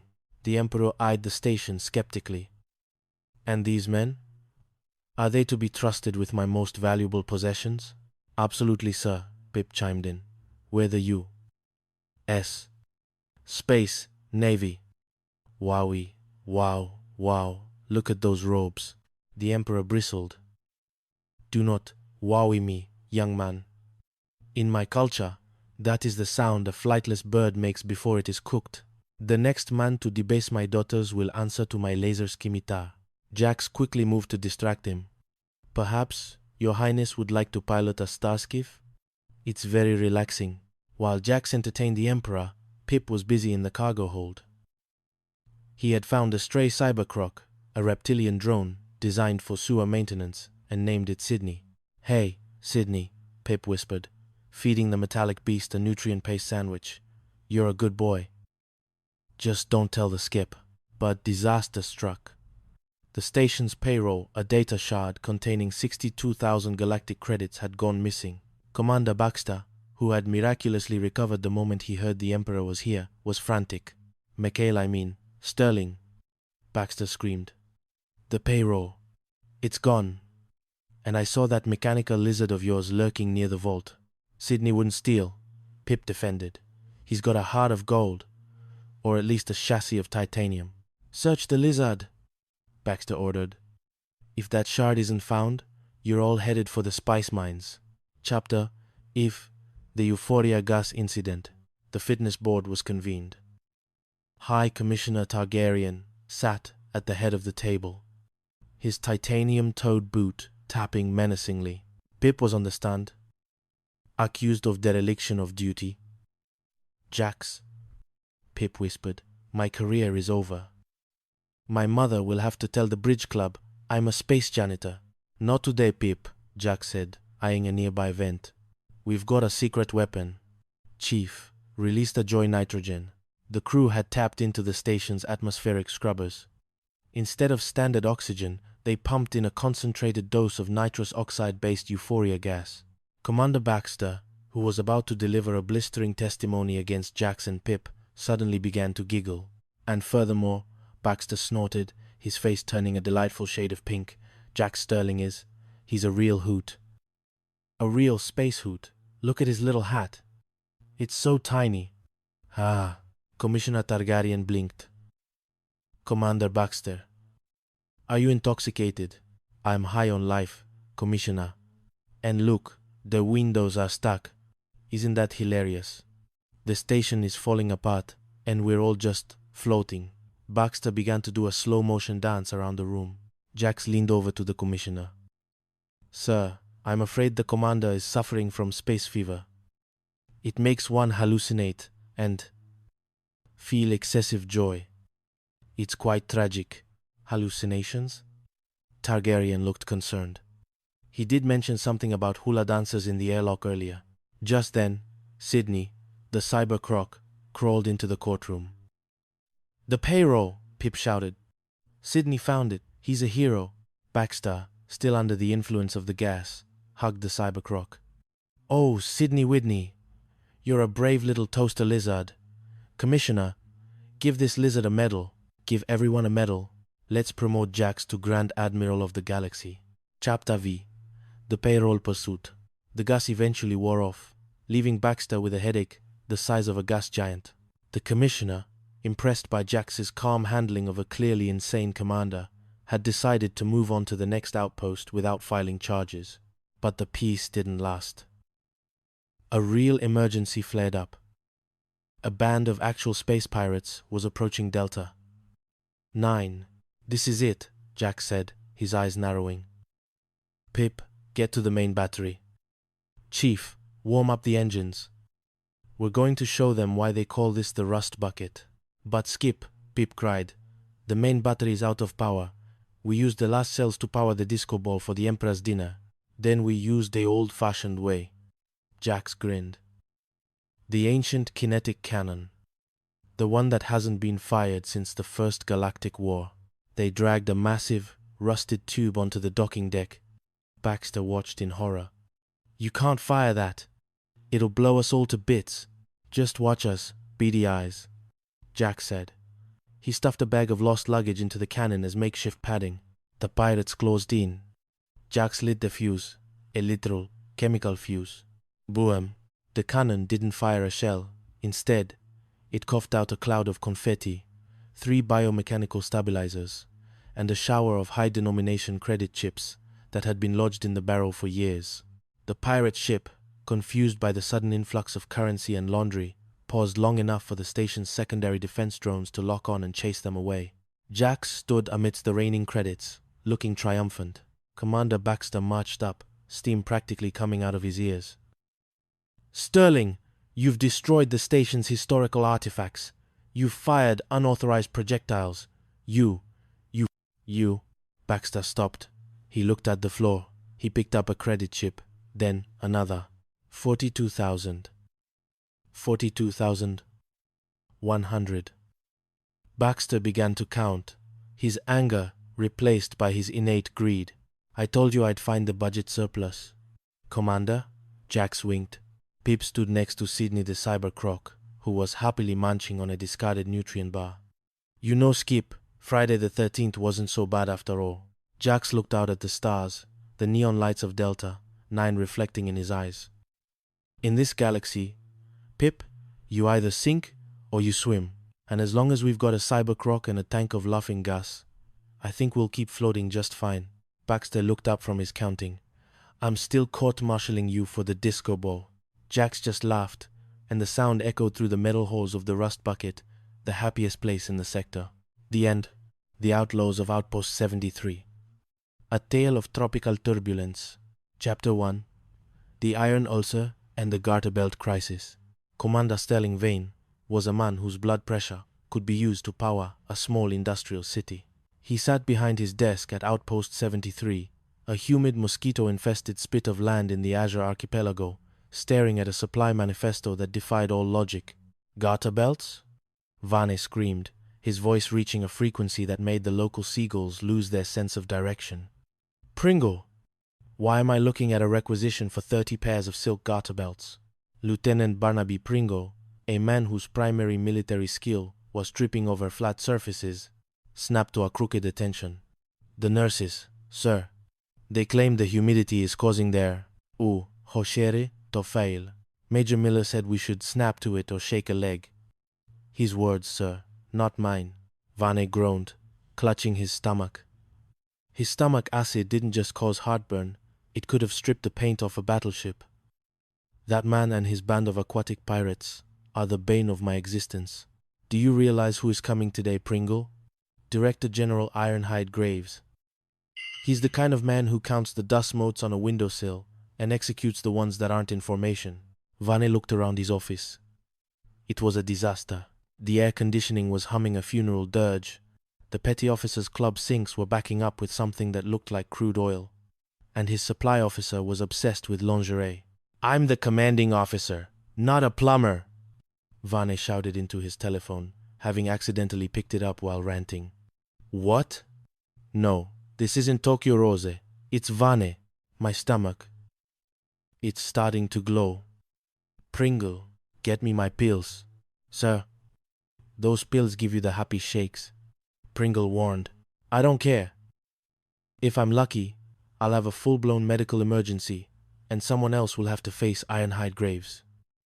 Vane paused, a wicked, translucent light appearing in his eyes. "Wait. If I'm incapacitated, I have to appoint an acting commander. Someone to take the brunt of the inspection. Someone like Jax Miller," Pringle gasped. "Sir, that's like giving a pyromaniac the keys to a fireworks factory." "Exactly," Vane cackled. "Miller and his misfits will run wild, offend the director, and destroy their careers in one glorious, disciplined afternoon. I'll be sick in the infirmary, watching the fireworks. Quick, Pringle, call the medic. I'm having a faint. Catch me." Pringle, unfortunately, was busy looking for a pen. Chapter 2. The Reign of Major Miller. Major Jax Miller was currently on the deck of the Sea-Wasp, a patrol boat held together by duct tape, chewing gum, and the sheer willpower of its crew. Jax was a man who viewed military regulations as helpful suggestions for people with no imagination.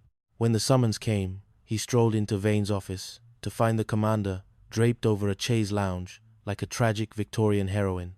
Miller, Vane, wheezed. "The doctors, they say it's command fatigue. I'm in bad shape. I need someone to take over, someone with your unique flair." Jax squinted. "You want me to run the base?" "Sir, last time you let me near the paperwork, I accidentally traded the base's fuel reserves for 300 cases of premium pineapple rum. I'm appointing you acting base commander," Vane insisted, fighting back a smile. "And Pringle here will be your executive officer. Go, take command. My office is yours." Jax shrugged and sat in Vane's chair, immediately putting his boots on the mahogany desk.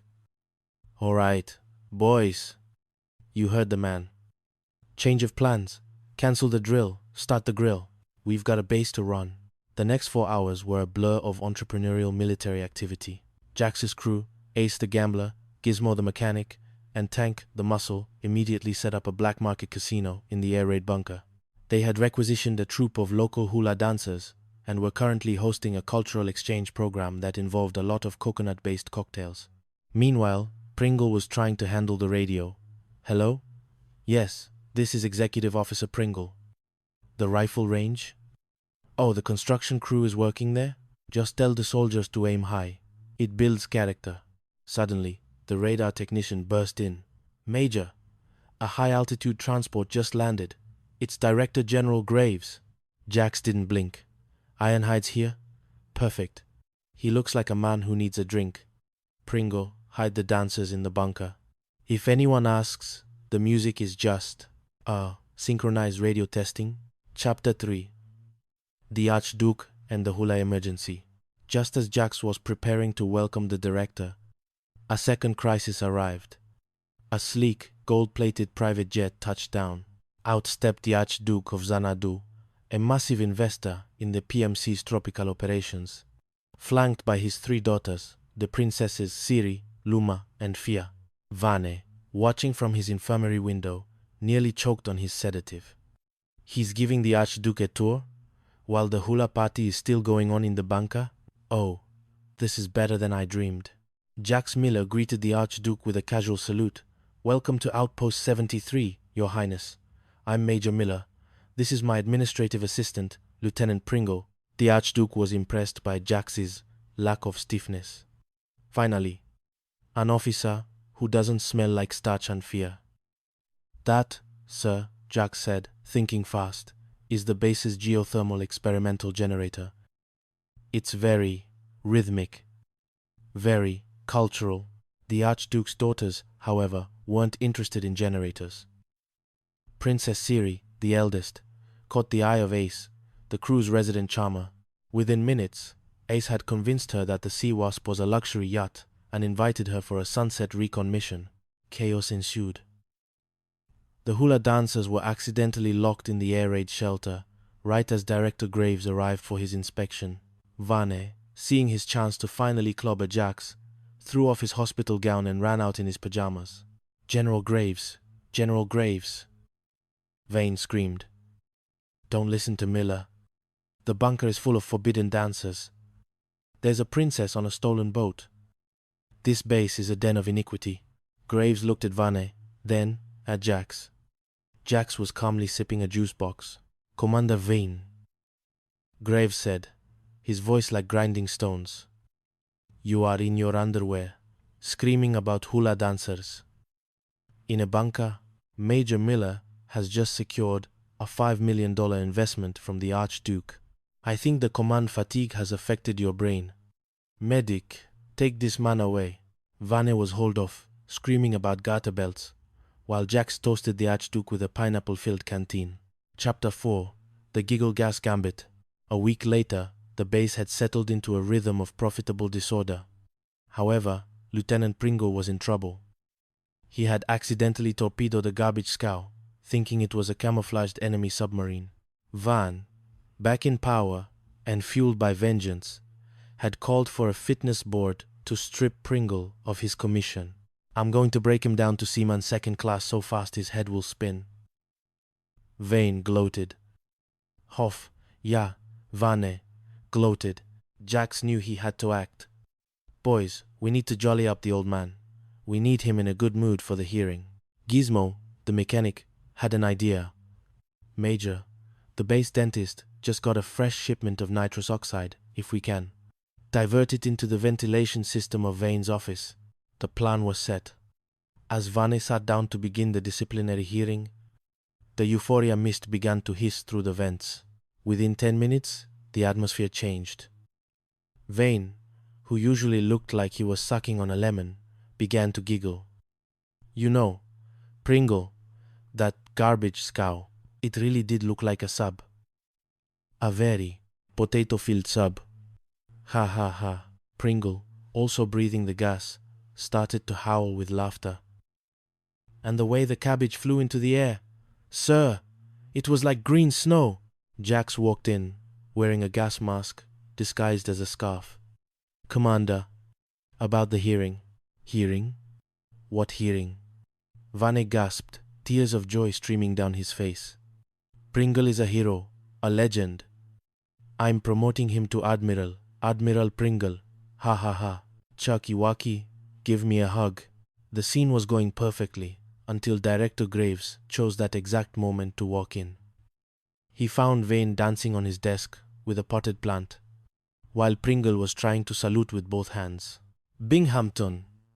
Graves roared. Vane looked at the director and burst into a fit of hysterics. Oh, look, it's Ironhide. You look like a grumpy potato, General. Have some happy air. Jax quickly shut off the valve, but the damage was done. Vane was sent back to the infirmary for hallucinations, and Pringle was off the hook, mostly because Graves was too confused to proceed. Chapter 5. The Cyber Gator's Gold. The final straw came when the base's digital payroll, a high-security encryption key worth 62,000 credits, went missing. Jax had entrusted it to Pringle, who had promptly lost it while eating a peanut butter sandwich near the lagoon. I dropped it, Skip, Pringle sobbed. And then Sydney ate it. Sydney was the base's unofficial mascot, a 12-foot-long, genetically modified alligator with a penchant for electronics and high-protein snacks. Vane was ecstatic. The payroll is gone. I'll frame Miller for the theft, and when they can't produce the key, it's the firing squad for the lot of them. Vane dropped his own wallet near the lagoon, hoping to lure Jax into a trap where he'd be caught finding the stolen funds. Instead, Sidney emerged from the reeds and swallowed Vane's wallet too. The court-martial was a circus. Vane stood as the prosecutor. "I have evidence. Major Miller and his crew of pirates have the payroll. They've hidden it in an alligator." The judge looked skeptical. "An alligator, Commander?" "Yes, a beast named Sidney. He's a retrieval agent for Miller." Jax stood up. "I object, Your Honor. You can't call Sidney a retriever. He's a specialist. And if the commander is so sure, why don't we bring the witness into the court? Bring the alligator in?" Vane screamed. "It's a monster." Suddenly, the doors burst open. The crew wheeled in a massive tank containing Sidney. The alligator looked bored. Until he saw Vane. He let out a low hiss and spat out a soggy leather object. "My wallet," Vane cried, lunging for it. "Hold on, sir," Jack said. "If that's your wallet, why is it full of marked 100-credit bills that were supposed to be the trap for me? And look, Sidney just coughed up the official payroll key too." The judge examined the evidence. "Commander Vane, it appears you attempted to frame your officers using a marked personal fund, while the actual payroll was recovered from a local reptile. This is the most incompetent display of leadership I have ever seen." Epilogue. The Sunset Salute. As the sun set over Outpost 73, Jax Miller and his crew sat on the deck of the Sea Wasp, sipping cold drinks and watching Commander Vane be chased across the parade ground by an amorous Sidney who had developed a taste for Vane's specific brand of expensive cologne. "You know, Skip," Pringle said, adjusting his crooked cap, "life in the Azure Archipelago isn't so bad." Jax grinned, leaning back against the torpedo tubes. "It's a living, Barnaby. It's a living." Far off in the distance, the sound of a wow wow wow echoed over the water. Vane's final, frustrated cry against a world that simply refused to be disciplined. The end. The Chaos of Xylos. 4. A Galactic Misfits Tale. Chapter 1. The Anti-Gravity Suspender Crisis. The heat on planet Xylos 4 was not the kind of heat that merely made one sweat. It was the kind of heat that melted the dignity off a man's bones. Inside the pressurized dome of Outpost 7, Commodore Maximilian Vane was experiencing a physiological phenomenon he liked to call the Great Internal Combustion. His stomach acid was currently at a pH level capable of dissolving a starship's hull, and his blood pressure was high enough to power a small lunar colony. "Wow," Vane muttered, staring at a requisition form. "Wow, wow, wow. Anti-gravity suspenders? Steret. Are you telling me the nursing staff is demanding specialized magnetic hosiery?" Across the desk sat Commander Jax Cappy Sterrett, a man who wore his dress uniform with the casual disregard of a beachcomber wearing a borrowed tuxedo. Beside him stood Lieutenant Percy Pringle, a man whose primary contribution to the Space Navy was a look of perpetual, wide-eyed terror. "The nurses are the backbone of this outpost." "Commodore," Sterrett said, leaning back with a grin that suggested he knew exactly where the missing crate of contraband gin was hidden. "If they need magnetic suspenders to keep their uniforms crisp in 0G, you snap to it. Shake a leg. You know what I mean." "What a war," Vane groaned, massaging his temples. "Everything is on my shoulders. Sinks are backing up in the Petty Officers Nebula Club. The oxygen scrubbers are whistling. Dixie. And now I get a message from High Command. High Admiral Ironside Sterling is arriving today for a sneak inspection."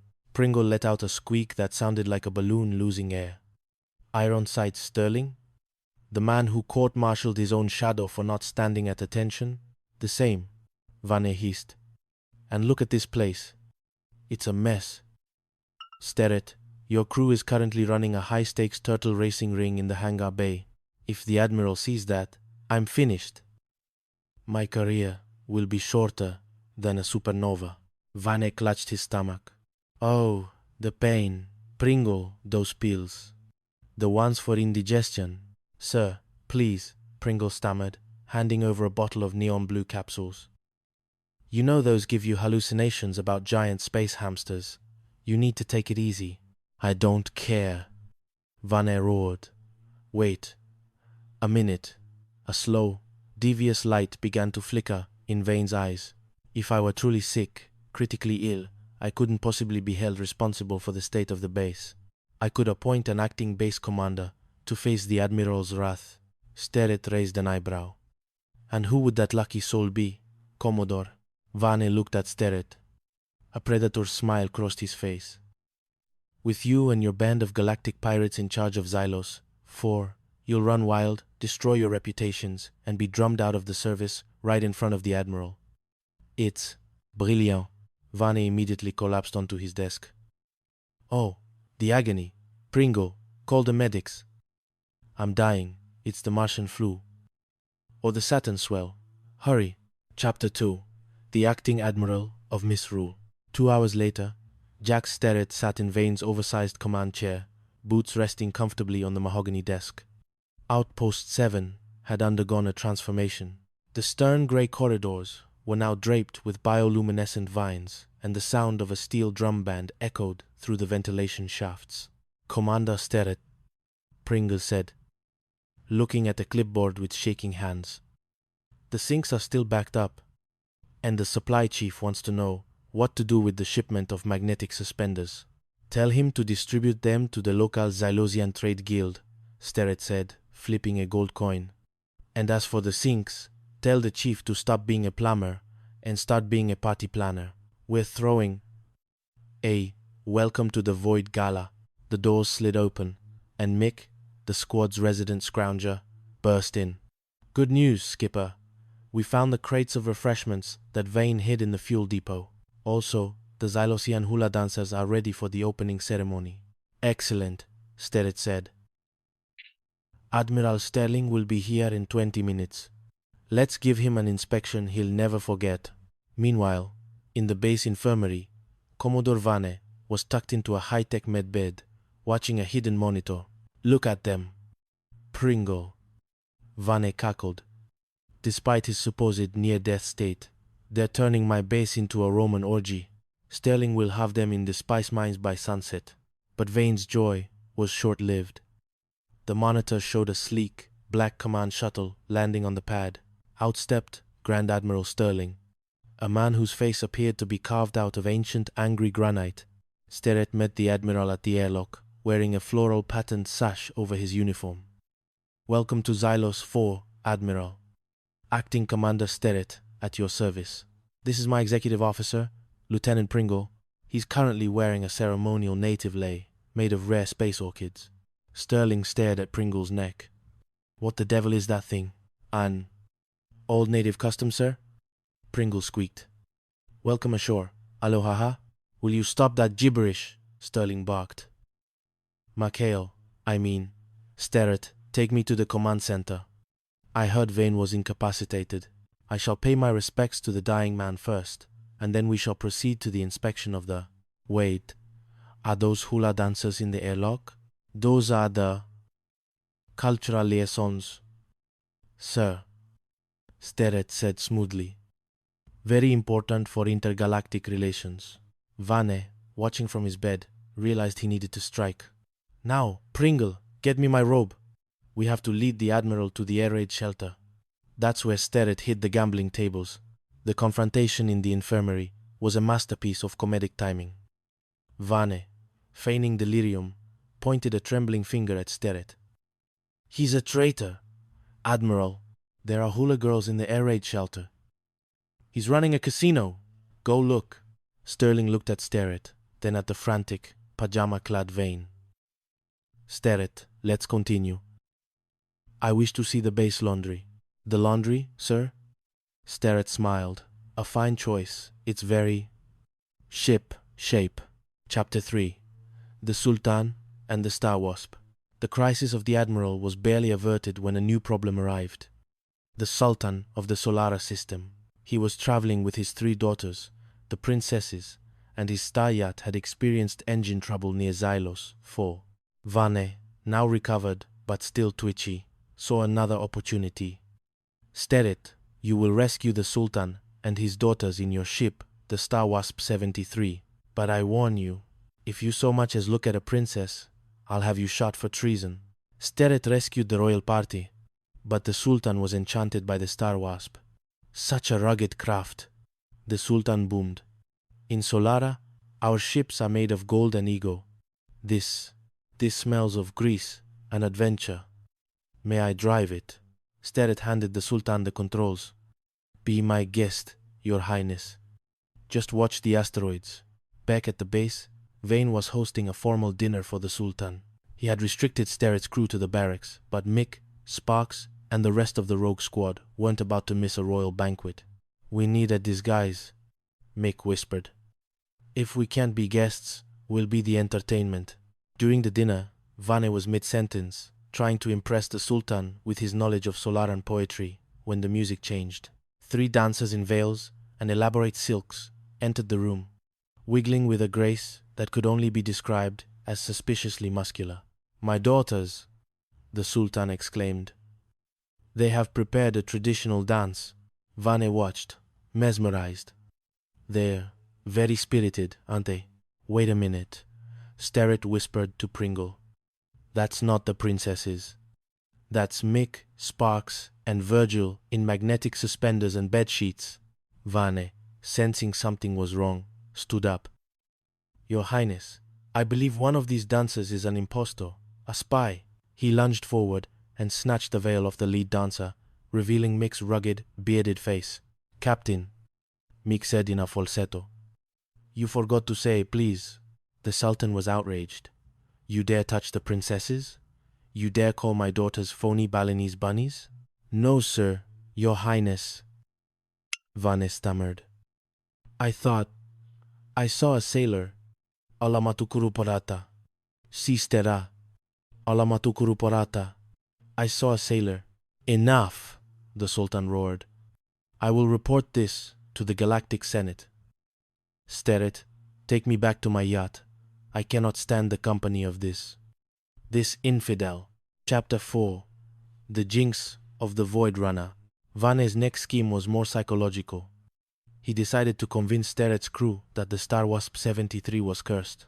He forged documents claiming the ship was originally the Void Runner 13, a vessel that had lost 3 crews to spontaneous combustion and ghostly hijackings. It's a jinx, Skip, Pringle cried, reading the forged report. We're living on borrowed time. We're living on borrowed time. We're living on borrowed time. We're living on borrowed time. We're living on borrowed time. I heard a noise in the engine room last night, like a ghost whistling. The Star-Spangled Banner. Knock it off, Pringle, Sterret said, though even he looked a bit unsettled. There's no such thing as a jinx. Vane decided to seal the deal with some special effects. Late at night, using remote controls and hidden speakers, he started the ship's engines.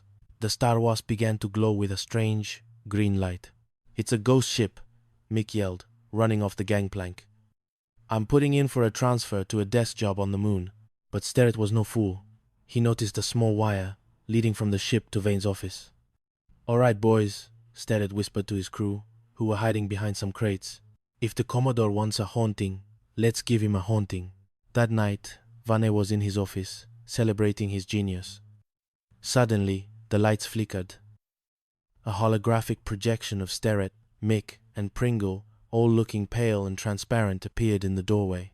Wally, Vane screamed, falling out of his chair. It's not possible. I saw you die in the... Wait, I didn't see you die. You're not dead. We're ghosts, Captain, the ghost of Pringle squeaked. And ghosts need one thing to find peace. They need the transfer papers you forced us to sign. Give them to us, Wally, or we'll haunt your bathroom for eternity. Vane scrambled to his safe, threw the papers at the holograms, and hid under his desk. Take them. Just leave my plumbing alone. Sterret clicked off the projector. Pleasure doing business with you, Commodore. Farewell. Until the next haunting. Chapter 5. The Barnaby Incident. The final act of the Xylosian drama began with a missing payroll. $62,000 in galactic credits, intended for the entire base, had been entrusted to Pringle for transport. Naturally, Pringle had managed to lose it. I was walking past the Crater Croc swamp, Pringle sobbed in Sterret's office. And this girl, with a heart-shaped birthmark on her ankle, distracted me. When I woke up, the money was gone. A girl with a birthmark? Sterrett asked. In a Crater Croc swamp? The Crater Croc in question was Barnaby. As it turned out, Barnaby had snatched the payroll bag and was currently using Vane's leather wallet as a chew toy. Vane was ecstatic. "I've got you now, Sterrett. I found your ID card in the swamp. You stole the payroll and fed the evidence to a reptile." "It was the alligator, sir," Pringle insisted during the court-martial. "Barnaby is a thief. He loves my mother's peanut butter." Vane laughed hysterically. "An alligator with a peanut butter addiction? Your Honor, this man is insane. I demand a guilty verdict." But Sterrett had a plan. "Your Honor," he addressed the judge advocate, "I would like to call a surprise witness. Bring in Exhibit A." The doors to the courtroom opened, and Mick and Sparks wheeled in a massive, armored tank. Inside sat Barnaby the Crater Croc, looking bored and occasionally snapping at a passing fly. "Is that a monster?" the judge gasped. "This is Barnaby," Sterrett said. "And if the Commodore will kindly step closer, I think Barnaby has something for him." Vane sneered. "I'm not afraid of a lizard." He leaned in. "My wallet," Vane yelled. And look, inside the wallet. It's the $62,000. He had it the whole time. "And look at this," Sterrett said, pointing to a marked bill. "This bill has your initials on it, Commodore. Why would you mark a payroll bill unless you were trying to set a trap for my crew?" Vane's face turned a shade of purple that matched the Xylosian sunset. I was. It was a test. A loyalty test." "Case dismissed," the judge barked. "Commodore Vane, I suggest you spend less time playing with reptiles and more time managing your base."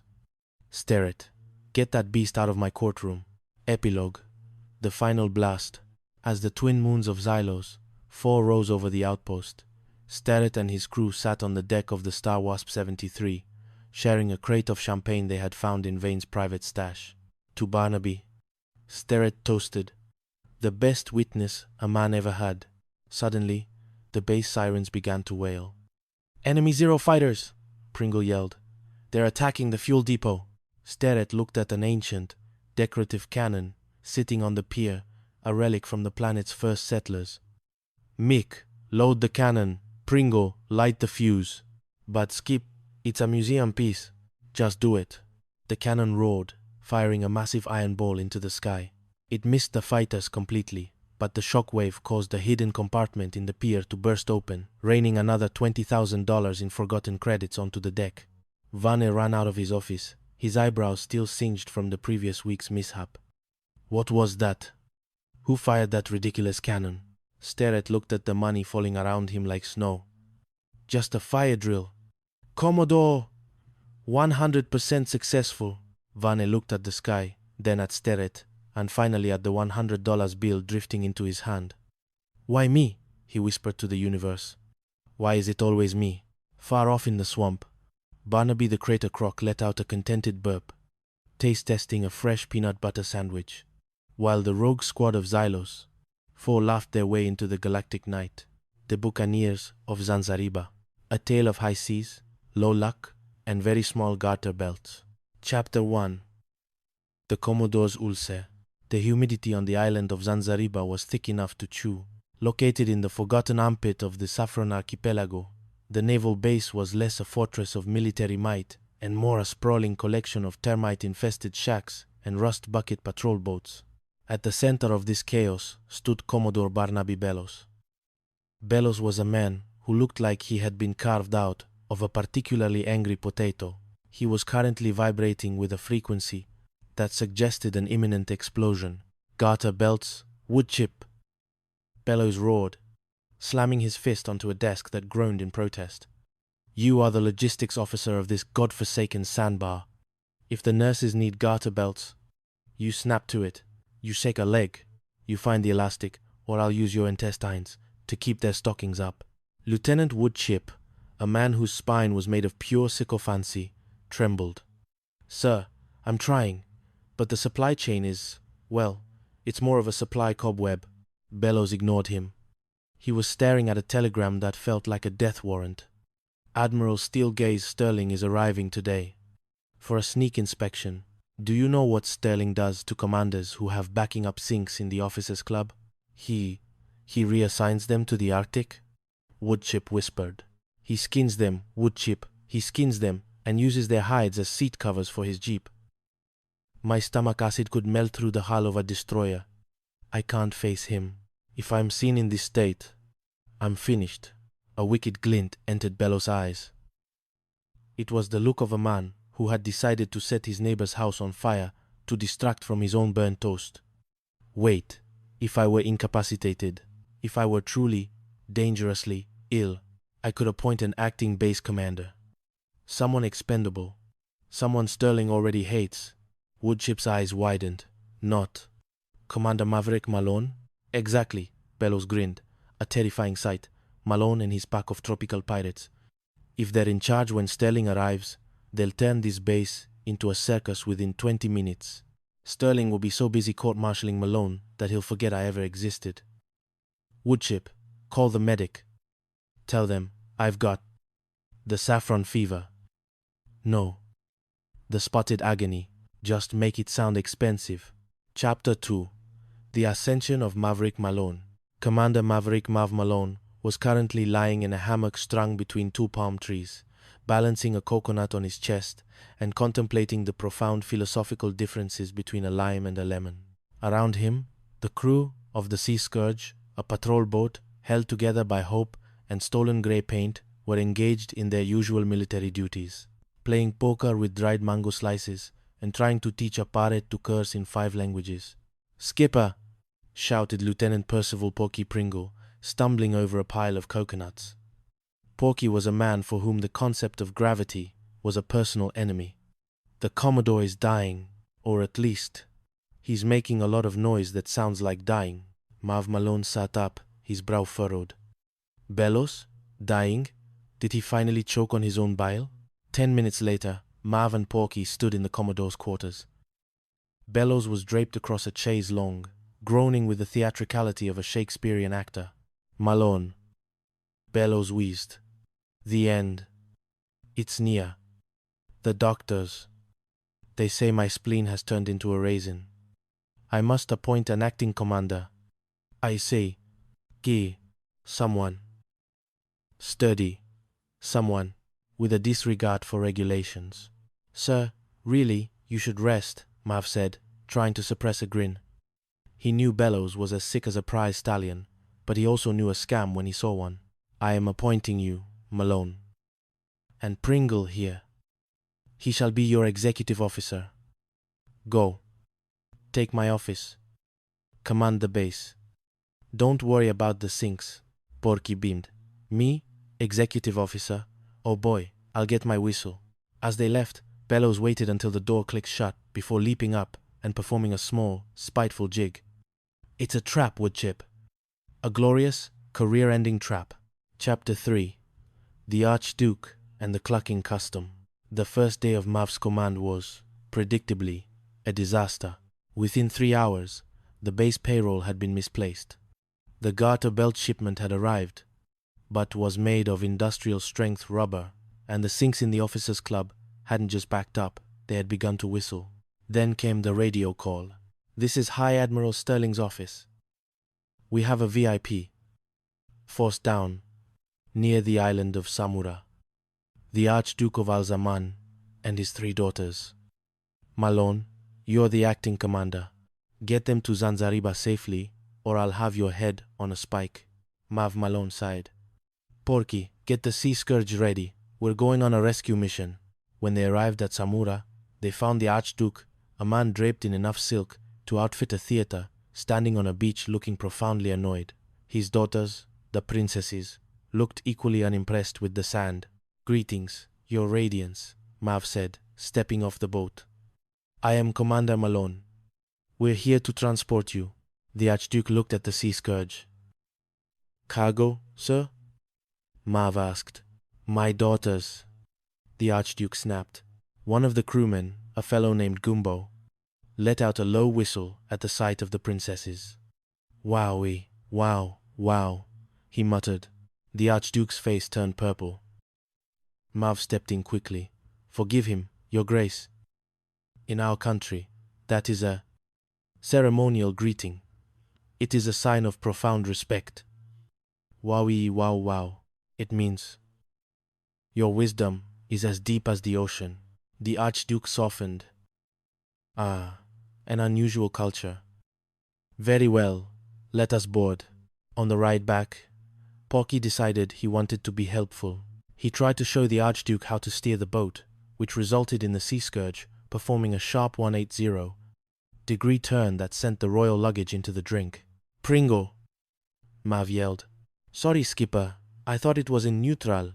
By the time they reached Zanzariba, Bellows had emerged from his deathbed in a seaman's uniform, hoping to catch Malone in a scandal.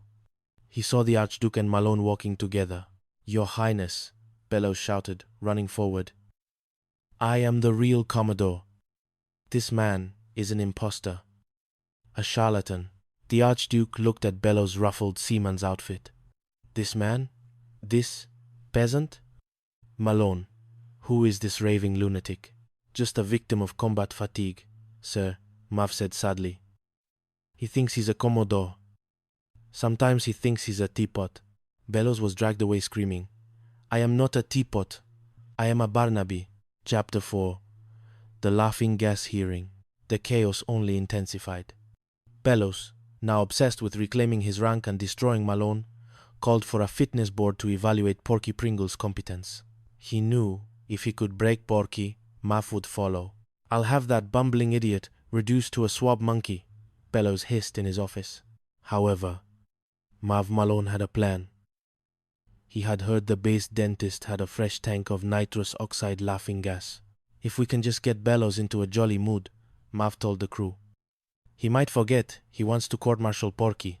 The plan involved a complex series of tubes and a flower delivery to the Commodore's office. As Bellows sat down to review the charges against Porky, the crew began pumping the gas through the window. Bellows sniffed the air. "Wood chip. Do you smell something? It smells sweet. Like a Tuesday." Wood chip sniffed. A minute later, Mav and Porky walked in. Bellows, instead of screaming, let out a high-pitched giggle. "Malone. My old pal. My dear, sweet, wonderful buddy." Bellows cackled, slapping Mav on the back. "Have you seen my fingers? They're so wiggly." "Sir, about the fitness board for Porky?" Mav prompted. "Porky? You mean Chucky Wucky?" Bellows laughed, tears streaming down his face. "He's a genius! Give him a promotion. Give him a medal. Give him a sandwich." Just then, High Admiral Sterling walked in. He stared at the Commodore, who was currently wearing a wastebasket on his head and singing a bawdy sea shanty. "Bellows," Sterling roared. "What is the meaning of this?" Bellows turned and pinched the Admiral's cheek. "Hello, Steel Gaze. You have such a stern face. Would you like to see me hop like a bunny?" Sterling turned to Mav. "Commander Malone, explain this instantly." "Sir," Mav said with a grave face, "the Commodore has been under a lot of strain. He's having hallucinations. He thinks he sees hula girls in the air raid shelters." "I do see them," Bellows shrieked, laughing hysterically. "They're dancing in the laundry shack. Everyone to the laundry shack for a conga line. I do see them. I do see them." Sterling sighed. "Take him to the infirmary and cancel that hearing. Clearly, the Commodore is the one who needs a fitness board." Chapter 5. The Curse of the Ghost Clipper. Peace lasted for exactly 4 hours. The crew, feeling invincible, decided to play on the superstitions of the base. They started a rumor that their patrol boat, the Sea Scourge, was actually the reincarnated ghost clipper of the 13th parallel, a vessel cursed to sink anyone who didn't give the crew double rations. Bellows, now recovered from the gas, but twice as angry, tried to rebrand the boat as Patrol Vessel 13 to spook them. You like superstitions, Malone? Bellows sneered. Well, your boat is now the 13. It's jinxed. Every crew that has sailed it has vanished in a cloud of purple smoke. The crew pretended to be terrified. They staged a haunting. At night, they used fishing line to move Bellows' furniture, rigged his flashlight to glow green, and had Porky dress in a white sheet and hover outside the Commodore's window. Wah, Ali, Porky moaned through a megaphone.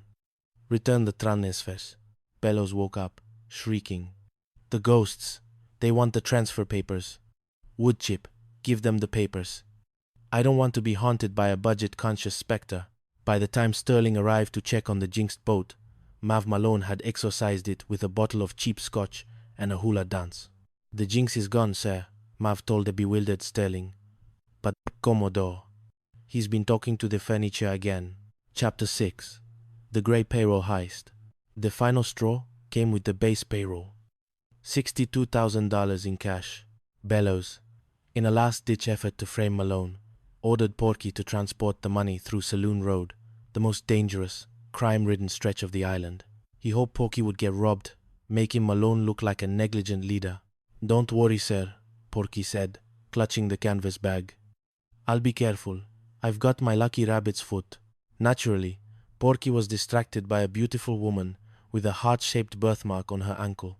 While he was busy trying to impress her with his knowledge of nautical knots, a group of local bandits swapped the payroll bag for a bag of laundry. Skipper, Porky cried, running back to the base. The money. It's turned into socks. Very dirty socks. Mav Malone didn't panic. We need to find that girl. And we need to find the man who took the dough. The hunt was on. The crew combed the island.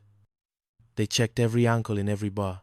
Bellows was hot on their heels, accompanied by a local saltwater crocodile named Gnasher, whom Bellows claimed was a trained bloodhound. Find them, Gnasher, Bellows commanded.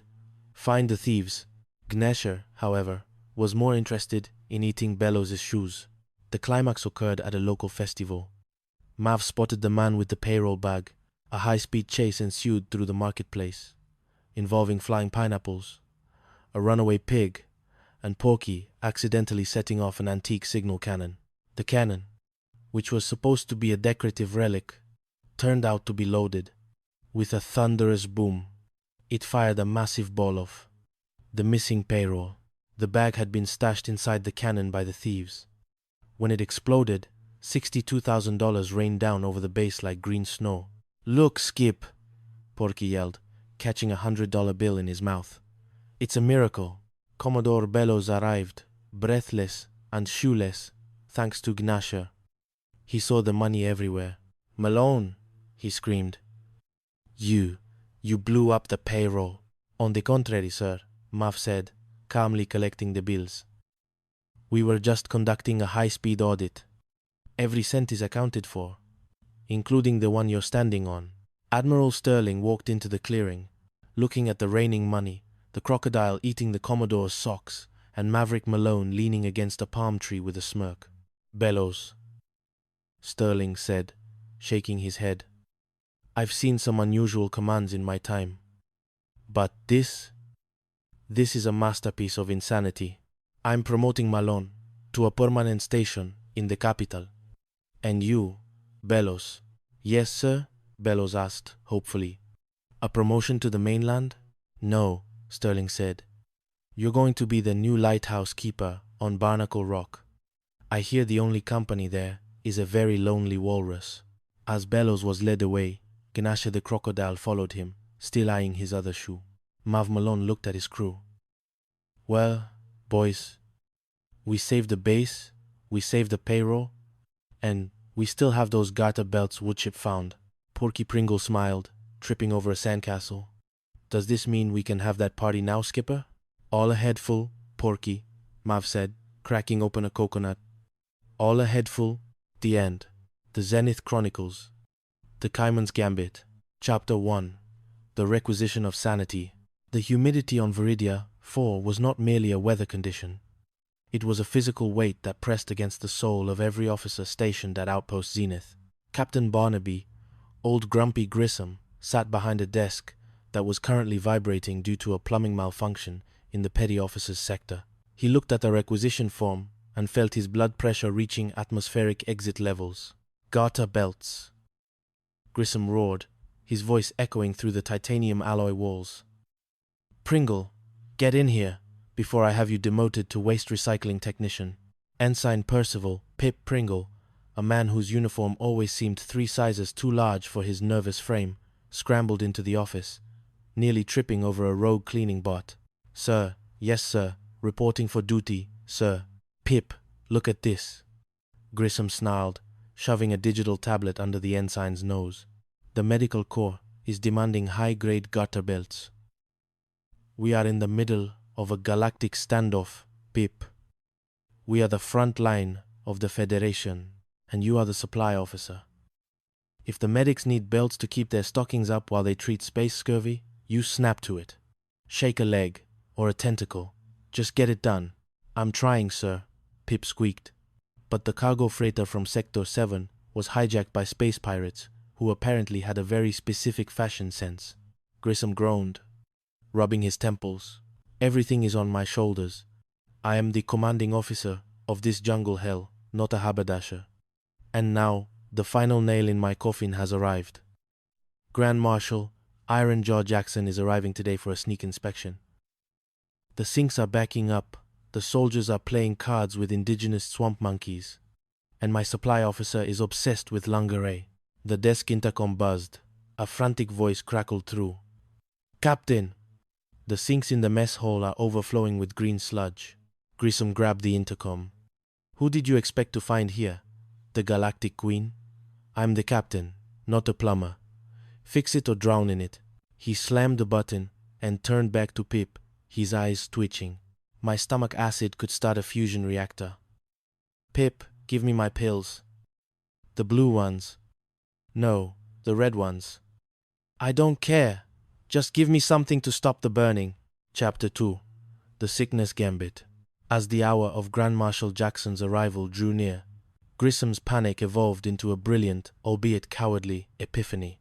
If he were incapacitated, he couldn't be held responsible for the green sludge or the missing garter belts. Pip, Grissom whispered, suddenly clutching his chest and sagging into his chair. I feel a great void opening in my chest. It's the space fever. Or perhaps cosmic gout. Pip's eyes went wide. Sir, should I call the med droid? No. Grissom hissed, then quickly resumed a theatrical groan. If I am sick, I must appoint an acting base commander.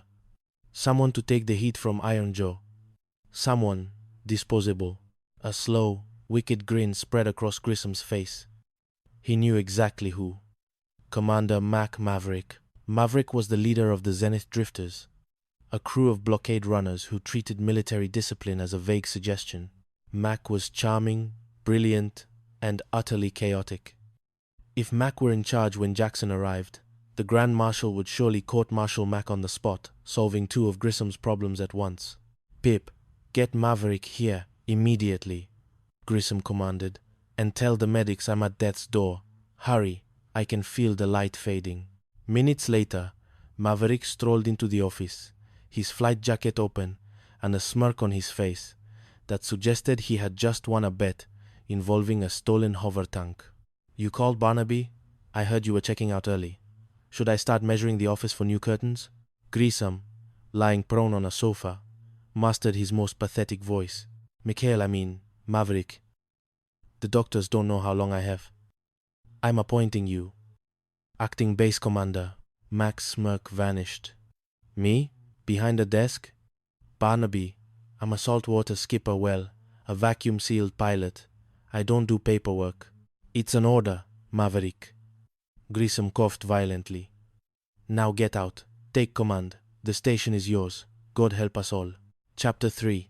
The Emperor and the Hula Protocol. Mac's first hour of command was, in his own words, efficiently catastrophic. He authorized a 3-day supply of fermented moon juice for the crew and told the construction team to build a recreation deck in the middle of the live-fire rifle range. However, the real challenge arrived in the form of Emperor Kalen of the Nebula realm. The Emperor was an ally of immense wealth and even greater irritability. He arrived at Zenith with his 3 daughters, the princesses of the Star Tides, for what was supposed to be a diplomatic refuge. Mac greeted them with a bow that was slightly too low. "Your Highness, welcome to Zenith. I am Maverick, and this is my executive officer, Pip. He's harmless if you don't feed him after midnight." The Emperor narrowed his eyes. "I travel with priceless cargo, Commander. Can your men be trusted?" Just then, one of Mac's crewmen, a burly fellow named Tiny, walked past carrying a crate of garter belts that had finally arrived.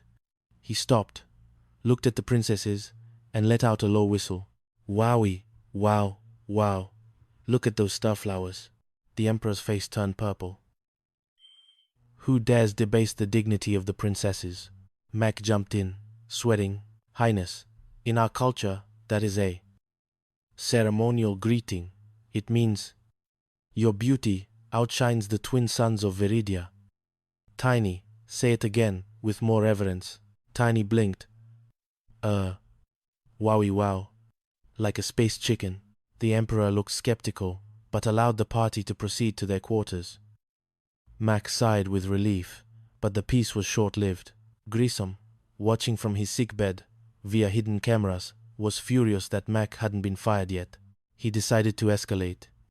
He sent a beautiful nurse, Lieutenant Wilson, to Mac's quarters in a swimsuit, claiming it was a health directive from the captain. "Just another nail in Maverick's coffin," Grissom cackled to Pip. When Jackson sees a commander entertaining nurses in swimwear during an inspection, it's curtains. Chapter 4. The Laughing Gas Incident. The pressure was mounting. Grand Marshal Jackson had landed and was currently terrifying the junior officers. Mac needed Grissom back. He needed Grissom to be in a good mood so he would cancel the disciplinary board Pip was facing for accidental destruction of a hover drone. "I have a plan," Mac told his crew. "We need to jolly up old Grumpy. And I know just the thing." And Mac had acquired a tank of nitrous oxide laughing gas from the dental wing. The plan was simple. Pump the gas into Grissom's office through the vents, wait for him to become hysterically happy, and then get him to sign the pardon for Pip. They rigged the tank. The gas hissed into the office. Grissom was currently screaming at Pip about a fitness board to strip him of his rank. Suddenly, Grissom stopped. He sniffed the air. A strange, tingly feeling washed over him. He looked at Pip, 1BA. Pip looked like a giant, adorable squirrel. "Pringle!" Grissom giggled. "Did I ever tell you that you have the most delightful ears? They're like little satellite dishes for friendship." Pip blinked, confused. "Sir, are you feeling all right?" "I'm feeling wonderful." Grissom roared with laughter, slapping his desk. "And that fitness board?" "Forget it. You're not an ensign, you're a chucky-wucky, a little bingy-wingy pal." Just then, Grand Marshal Jackson walked in. He saw Grissom wearing a floral lei, placed there by Mac's crew, and dancing on his desk while singing a song about a lonely supernova. Grissom, Jackson barked. "What in the name of the great nebula is going on here?" Grissom hopped off the desk and tried to hug Jackson. "I see them everywhere. There are hula girls in the vents. Jackson." Jackson turned to Mac, who was standing in the doorway, looking innocent. "Commander, Maverick? Is your captain suffering from space madness?" "It's a tragic case of combat fatigue, sir," Mac sighed. "He hallucinates hula girls when he's stressed. We should get him back to the med bay." Chapter 5. Sydney, the Space Cayman. The final act of the Zenith drama involved the station's payroll. 60,000 Federation credits in a canvas bag. Pip had been tasked with transporting it, but in his usual clumsiness, he had lost it during a jungle trek near the swamp. "I lost it, Mac," Pip wailed. "I was being chased by a swarm of Viridian gnats, and I dropped the bag near the Cayman pits." Mac groaned.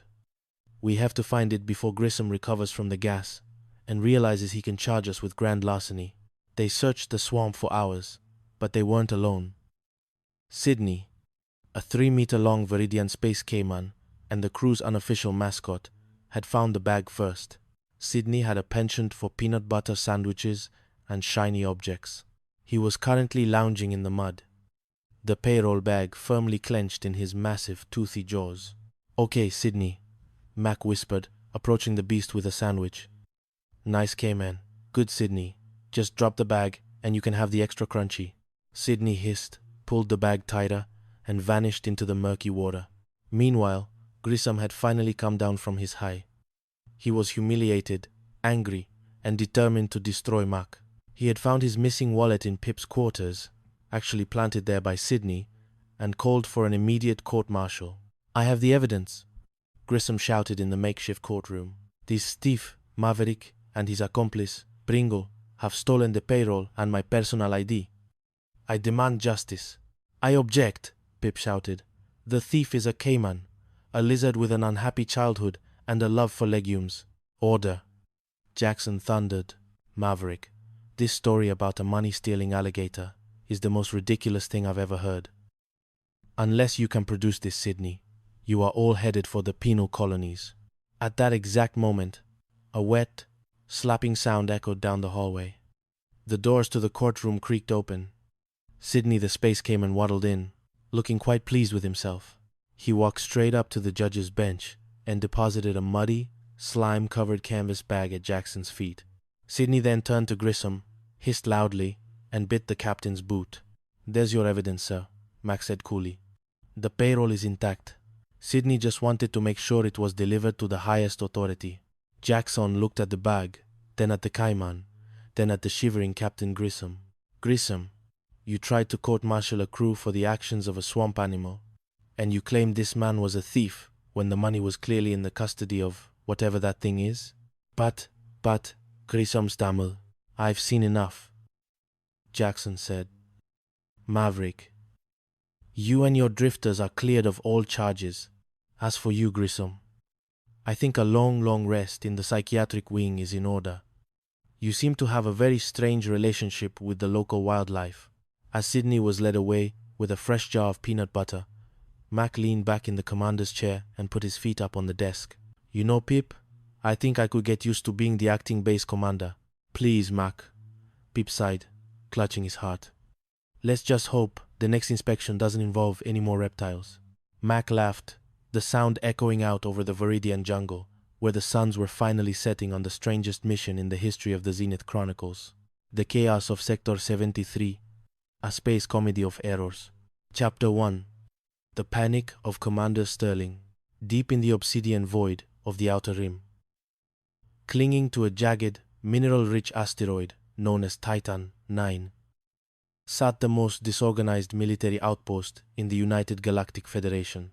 It was a place where regulations went to die and where the local commander, Silas Sterling, lived in a perpetual state of near-cardiac arrest. Silas Sterling was a man who appreciated three things: polished boots, a clean desk, and the absence of Commander Rex Wrecker Maverick. Unfortunately for Silas, Rex was the leader of Scrapper Unit 73, a band of space pirates turned privateers who occupied the nearby docking bay and spent more time brewing illegal rocket juice than patrolling the sector. "Garter belts!" Silas screamed, slamming his fist onto his holographic desk. "Pringle, you are the supply officer of this quadrant. If the medic drones need elastic stabilizers, you snap to it. Shake a thruster. Do I have to do everything myself?"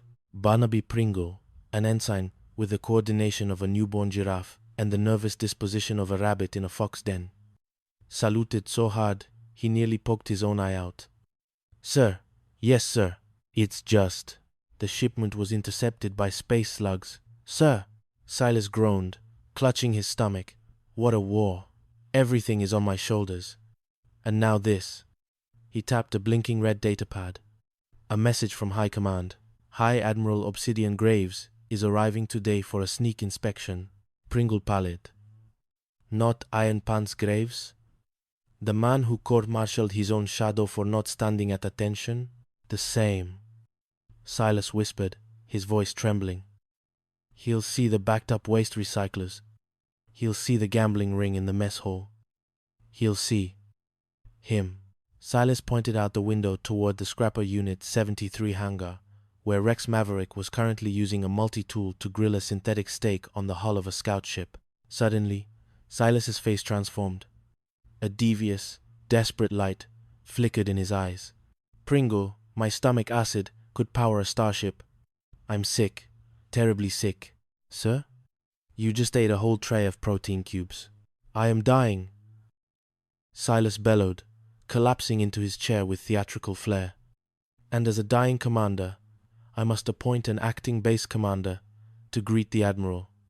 Someone expendable, someone who will disgust the Admiral so thoroughly that I look like a saint by comparison. He grinned. Call Rex Maverick. Tell him Titan 9 is his. For the day. Chapter 2. The Acting Overlord. Rex Maverick entered the command center with the swagger of a man who owned the galaxy, even though his uniform was missing 2 buttons and smelled faintly of ionized grease. You called Silas? I hope you're not still mad about that time we accidentally towed your private shuttle into the sun. It was an honest mistake, Rex said, leaning against the commander's pristine desk. Silas, draped in a thermal blanket and holding a thermometer like a scepter, groaned. Rex. I'm in bad shape. The Medroids say it's nebula fever. I have to step down. I'm appointing you. Acting base commander. Rex blinked. Me? In charge of the whole rock? Silas, I'm a saltwater. I mean, deep space skipper. I don't do desks. My brain is optimized for dogfights and poker. I won't take no for an answer, Silas wheezed. And to help you, I'm appointing Pringle here as your acting executive officer. Pringle's eyes widened to the size of saucers. Me? Oh boy. Did you hear that, Skipper? I'm an exec. I'll finally get to use my fancy whistle. Rex looked at Silas, then at Pringle, then at the bottle of expensive Commander's Private Reserve synth wine on the shelf. A slow, dangerous smile crept across his face. All right, Silas. Rest up. We'll handle the Admiral. Unit 73, move in. We're running the show. The moment Rex took the chair, the order of Titan 9 vanished. The scrapper crew turned the briefing room into a lounge. The intercom, usually reserved for military alerts, began playing upbeat synth jazz. Chief! Rex shouted into the comms. The recycling sinks are still clogged in the Petty Officers Club. Fix them. And where are those stabilizers the medics wanted? We found them. Skip! Shouted Gully Graves, the crew's mechanic. But they look like slingshots. We're out of ammo for the defense turrets anyway, so we figured we'd just use these. The station was a circus. And right as a group of entertainment droids began a hula dance rehearsal in the airlock, a massive, Black Federation cruiser dropped out of warp. High Admiral Graves had arrived. Chapter 3. The Sultan and the Space Lizard.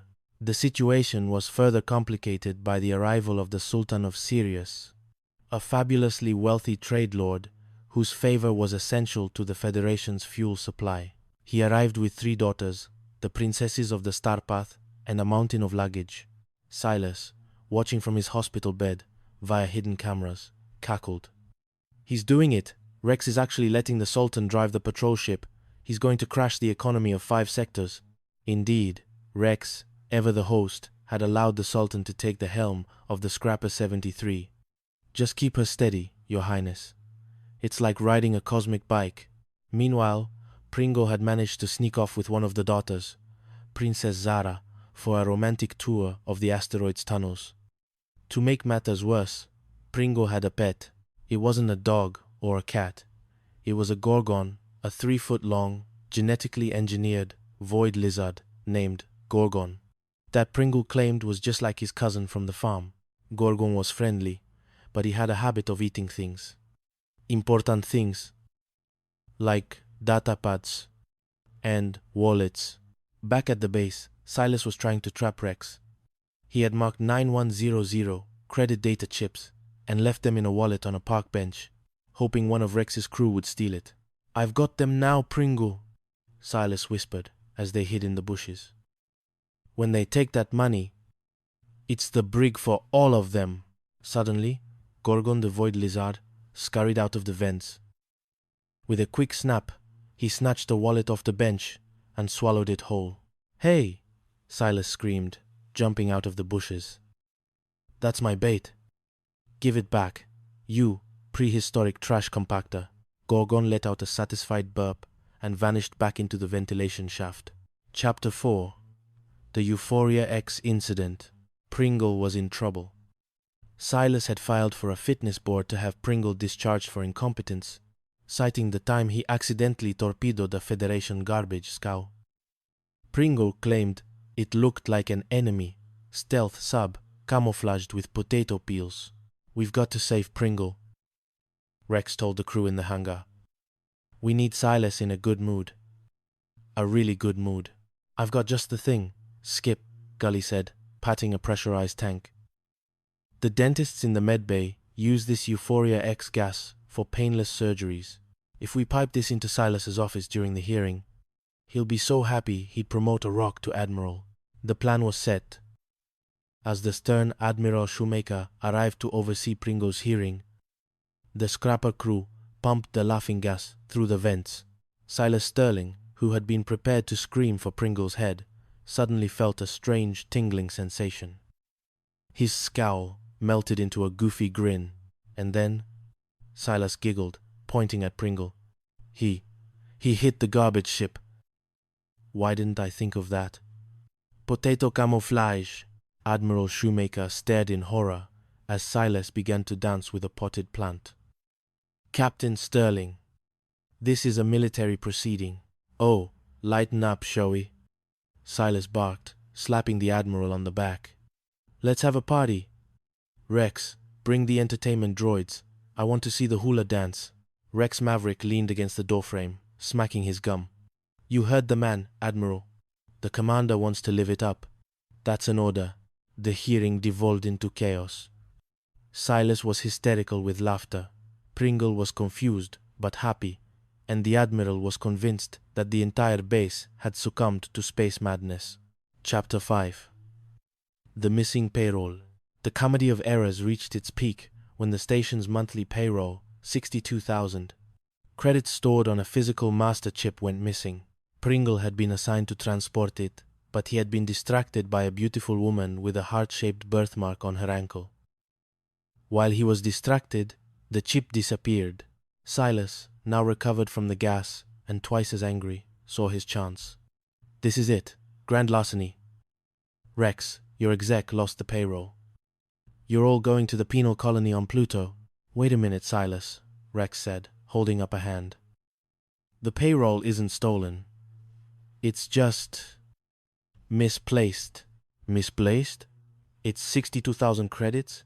At that moment, the scrapper crew hauled in a very bloated-looking void lizard. Found him. Skip. He was hiding in the trash cannon. Your Honor, Pringle said, addressing the military judge. Ridiculous, Silas yelled. An alligator, a lizard retriever? I suppose next you'll tell me he can testify? He doesn't need to testify, Rex said, grinning. He just needs to sneeze. Rex pulled out a bag of highly concentrated pepper spice from the Sultan's kitchen and blew it into Gorgon's nose. The lizard's eyes bugged out. His tail lashed. And then, with a sound like a small explosion, he let out a massive sneeze. Twag! A canvas bag flew out of the lizard's mouth, followed by Silas's missing wallet. The bag hit Silas square in the chest, bursting open and showering him in 100. Credit data chips. Is that your evidence, Silas? Rex asked smoothly. Silas looked down at the chips, then at the Admiral, then at the lizard. He realized that the serial numbers on the chips in his wallet, the ones he used to trap the crew, were clearly visible. The judge picked one up. Captain Sterling, the judge said coldly, why are these chips marked trap for Maverick in your own handwriting? Silas turned a shade of purple, usually reserved for dying stars. It was a training exercise. To test their integrity. Chapter 6. The Ghost of Scrapper. 13. To finally drive Silas over the edge, Rex decided to use the station's oldest superstition. Rumor had it that Docking Bay 13 was haunted by the ghost of the first crew, a group that had vanished during a reactor leak. Rex and his men painted a 1 over the 7 on their ship, turning Scrapper 73 into Scrapper 13. They used holographic projectors to create eerie lights and deep space static.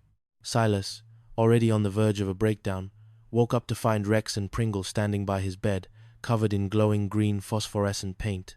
Silas, Rex moaned in a haunting, echoing voice. We've come back from the Great Void. We need you to sign these transfers. We can't rest until Unit 73 is officially reassigned to the pleasure planet of Rigel 7. Ghosts! Silas screamed, diving under his bed. Take them! Take the papers! Just leave me alone! I'll promote you! I'll promote the lizard! Just go back to the grave. Rex snatched the signed transfer papers, and the crew vanished into the vents.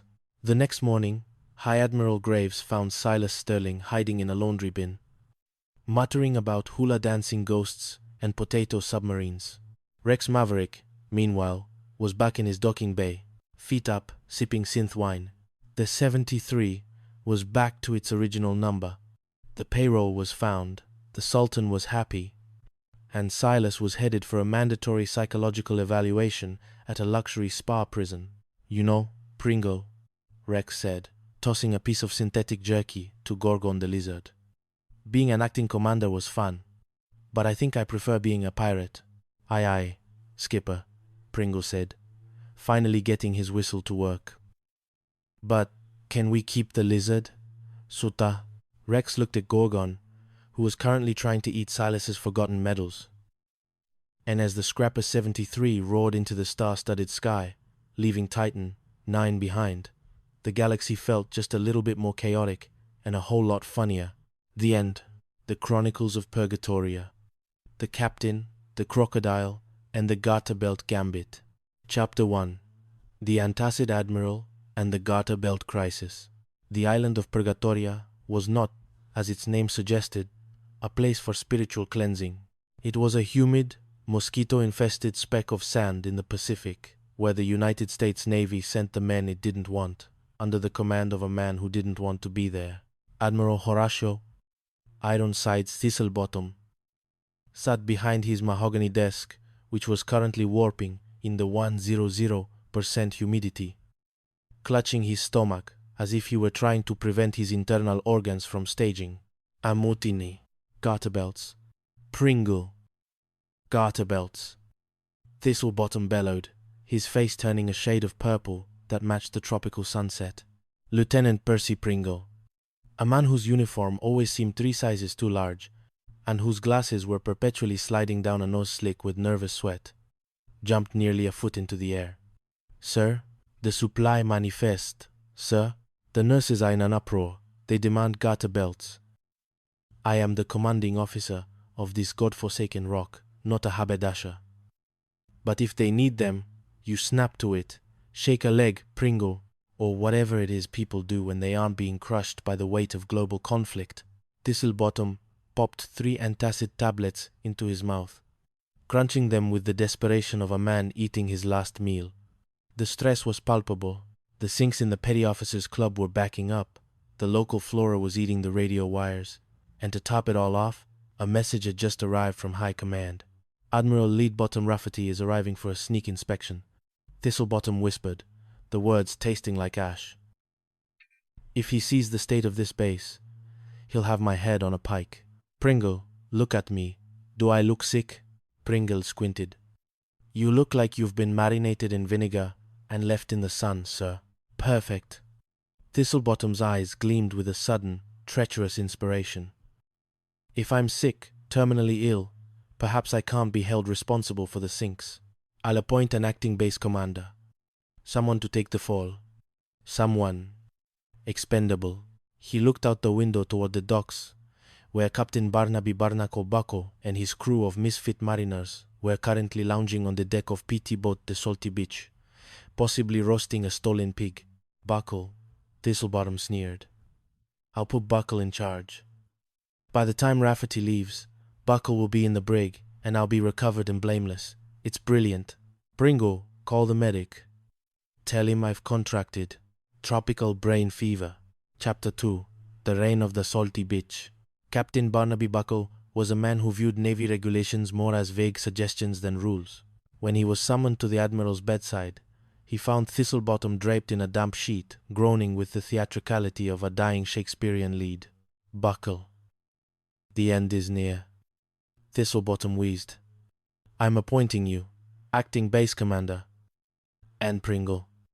He'll be your executive officer. K.P.A. Katusai. Katusai. Katusai. Save the base, Barnaby. Save. Me. Buckle narrowed his eyes. He knew Thistlebottom was as sick as a prize stallion, but he also knew an opportunity when he saw one. Well, sir, if it's for the good of the Navy, I'll take over the desk. But don't expect me to use the stapler correctly. The moment Buckle and Pringle stepped into the command office, the atmosphere of Purgatoria shifted. Within an hour, the misfit mariners, Rocco the smuggler, Stitch the mechanic, and Guzzi the cook had moved their card games into the briefing room. All right, boys, Buckle announced, leaning back in the Admiral's leather chair with his boots on the desk. The Admiral wants action, and we're going to give it to him. Pringle, what's on the docket? Well, sir, Pringle said, flipping through a folder. We've got the garter belt request, the plumbing crisis, and... oh, look, a request for a shindig from the men. Full speed ahead on the shindig, Buckle shouted. And tell the nurses their hosiery is on the way. We're turning this base into a 5-star resort before the Admiral even stops faking his fever. However, chaos was a fickle mistress. Pringle, in his excitement to be executive officer, managed to authorize a construction project that put the new barracks right in the middle of the rifle range. Meanwhile, the garter belts were mistakenly delivered to the ammunition depot, leading to a very confused gunnery sergeant. By the time the inspection plane's engines hummed on the horizon, Purgatoria was hosting a full-blown luau. There were hula girls in the air raid shelters, moonshine being served in coconut shells, and Rocco was running a betting ring on how long it would take for the Admiral's antacids to fail. Chapter 3. The Sultan of Serendipity. Just as the inspection reached a fever pitch, a second crisis emerged.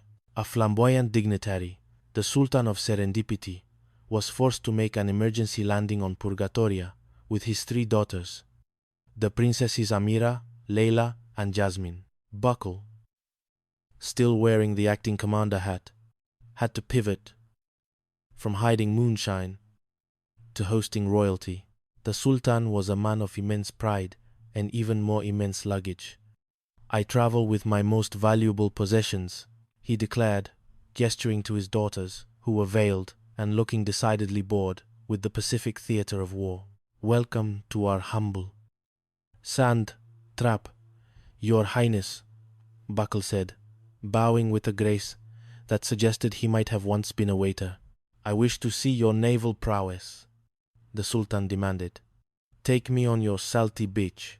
The boat ride was a disaster of royal proportions. Pringle, trying to impress the Sultan, attempted to demonstrate the maneuverability of the PT boat, nearly throwing the royal family into the shark-infested waters. Wowie, wow, wow, Stitch shouted as the boat skipped over a reef. You debase the dignity of my daughters, the Sultan roared. The next man to say wow will answer to my scimitar. Back on land, Rocco had spotted an opportunity. He had convinced the princesses, who were actually bored and looking for fun, to sneak out of their quarters for a dance. But when Thistlebottom, who was spying from the hospital, saw the princesses dancing in the moonlight, he thought he was hallucinating. Girls! In the air raid shelter, Thistlebottom screamed, running out in his pajamas. Mikhail is running a harem. I have him now. He dragged the arriving Admiral Rafferty to the laundry shack, promising evidence of moral turpitude. But Buckle had been tipped off. When Thistlebottom threw open the doors to the laundry, there were no princesses, only Pringle and Stitch, wearing grass skirts and mops on their heads, performing a frantic fire drill. Binghamton, Admiral Rafferty barked. You're not sick. You're insane. Get back to the hospital before I have you sedated. Chapter 4. The laughing gas sabotage. The Thistlebottom's humiliation was complete, but his vengeance was just beginning. He scheduled a fitness board hearing to have Pringle dishonorably discharged for the rifle range barracks incident. He's a menace, Buckle, a clumsy, four-eyed menace. I'm breaking him down to seaman second class. Buckle knew he had to act. He visited the base dentist. who had recently received a fresh tank of nitrous oxide laughing gas. "Listen, boys," Buckle whispered to the crew. "If we can get Thistlebottom into a jolly mood, he'll sign anything, even a cancellation of Pringle's hearing." Under the cover of darkness, the misfit mariners rigged a hose from the gas tank to the ventilation system of Thistlebottom's office. The next morning, as Thistlebottom sat down to sign the discharge papers, a sweet, odorless gas began to fill the room. Within minutes, the Admiral wasn't angry anymore. He was delighted. "Pringle!" Thistlebottom giggled, his voice high and airy. "You silly, silly boy.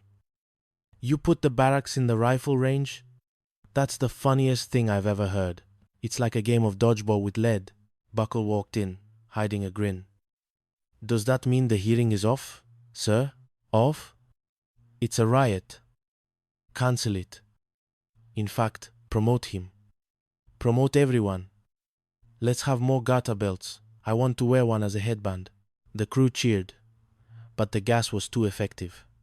Thistlebottom wandered out onto the parade ground, dancing with a mop and blowing kisses to a passing supply jeep. Unfortunately, he ran right into the visiting fitness board officers. "Wally, what are you doing?" the chairman of the board asked, horrified. "I'm a butterfly," Thistlebottom chirped, trying to flutter his arms. "And Pringle is my little caterpillar. Don't you love the air? It tastes like bubbles." Buckle had to think fast. "Combat fatigue, sirs. The poor man has been under a terrific strain. He's having hallucinations about insects." Chapter 5. Sydney the Crocodile Witness. The island's ecosystem decided to join the fray when a 3-meter-long saltwater crocodile, affectionately named Sydney by Pringle, decided to make his home in the base laundry.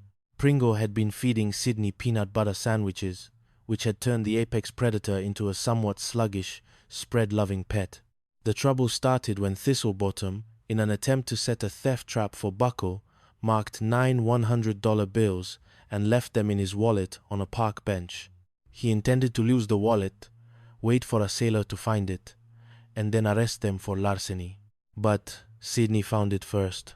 "Skipper, Sydney ate the Admiral," Pringle screamed, rushing into Buckle's shack with Thistlebottom's ID card in his hand. But the ID card was hanging out of his mouth. Thistlebottom was livid. "An alligator stole my money? Do you think I'm a fool, McHale? You stole it. You and your peanut butter-loving henchmen." The ensuing court-martial was the trial of the century on Purgatoria. Thistlebottom acted as the prosecutor, pacing back and forth with a vein throbbing in his temple. "I will prove that this Sydney is a fabrication, a myth designed to hide the greed of Lieutenant Pringle." "I object," Pringle shouted, defending himself. "You can't call Sydney a myth. He has a very sensitive soul. He had an unhappy childhood." Just as the judge was about to rule, the doors to the courtroom creaked open. Buckle and Rocco hauled in a very large, very grumpy Sydney on a reinforced wagon. In Sydney's mouth, clamped firmly between his teeth, was a soggy leather wallet. "Exhibit A, Your Honor," Buckle announced. The courtroom erupted.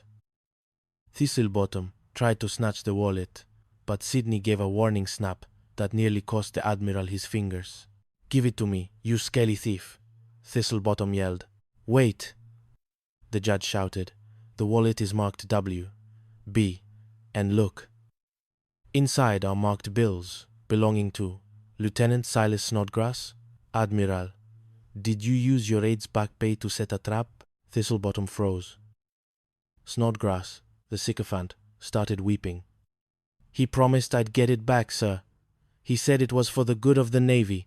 The case was dismissed, and Sydney was awarded a commendation for recovery of government property, though he mostly just wanted another sandwich.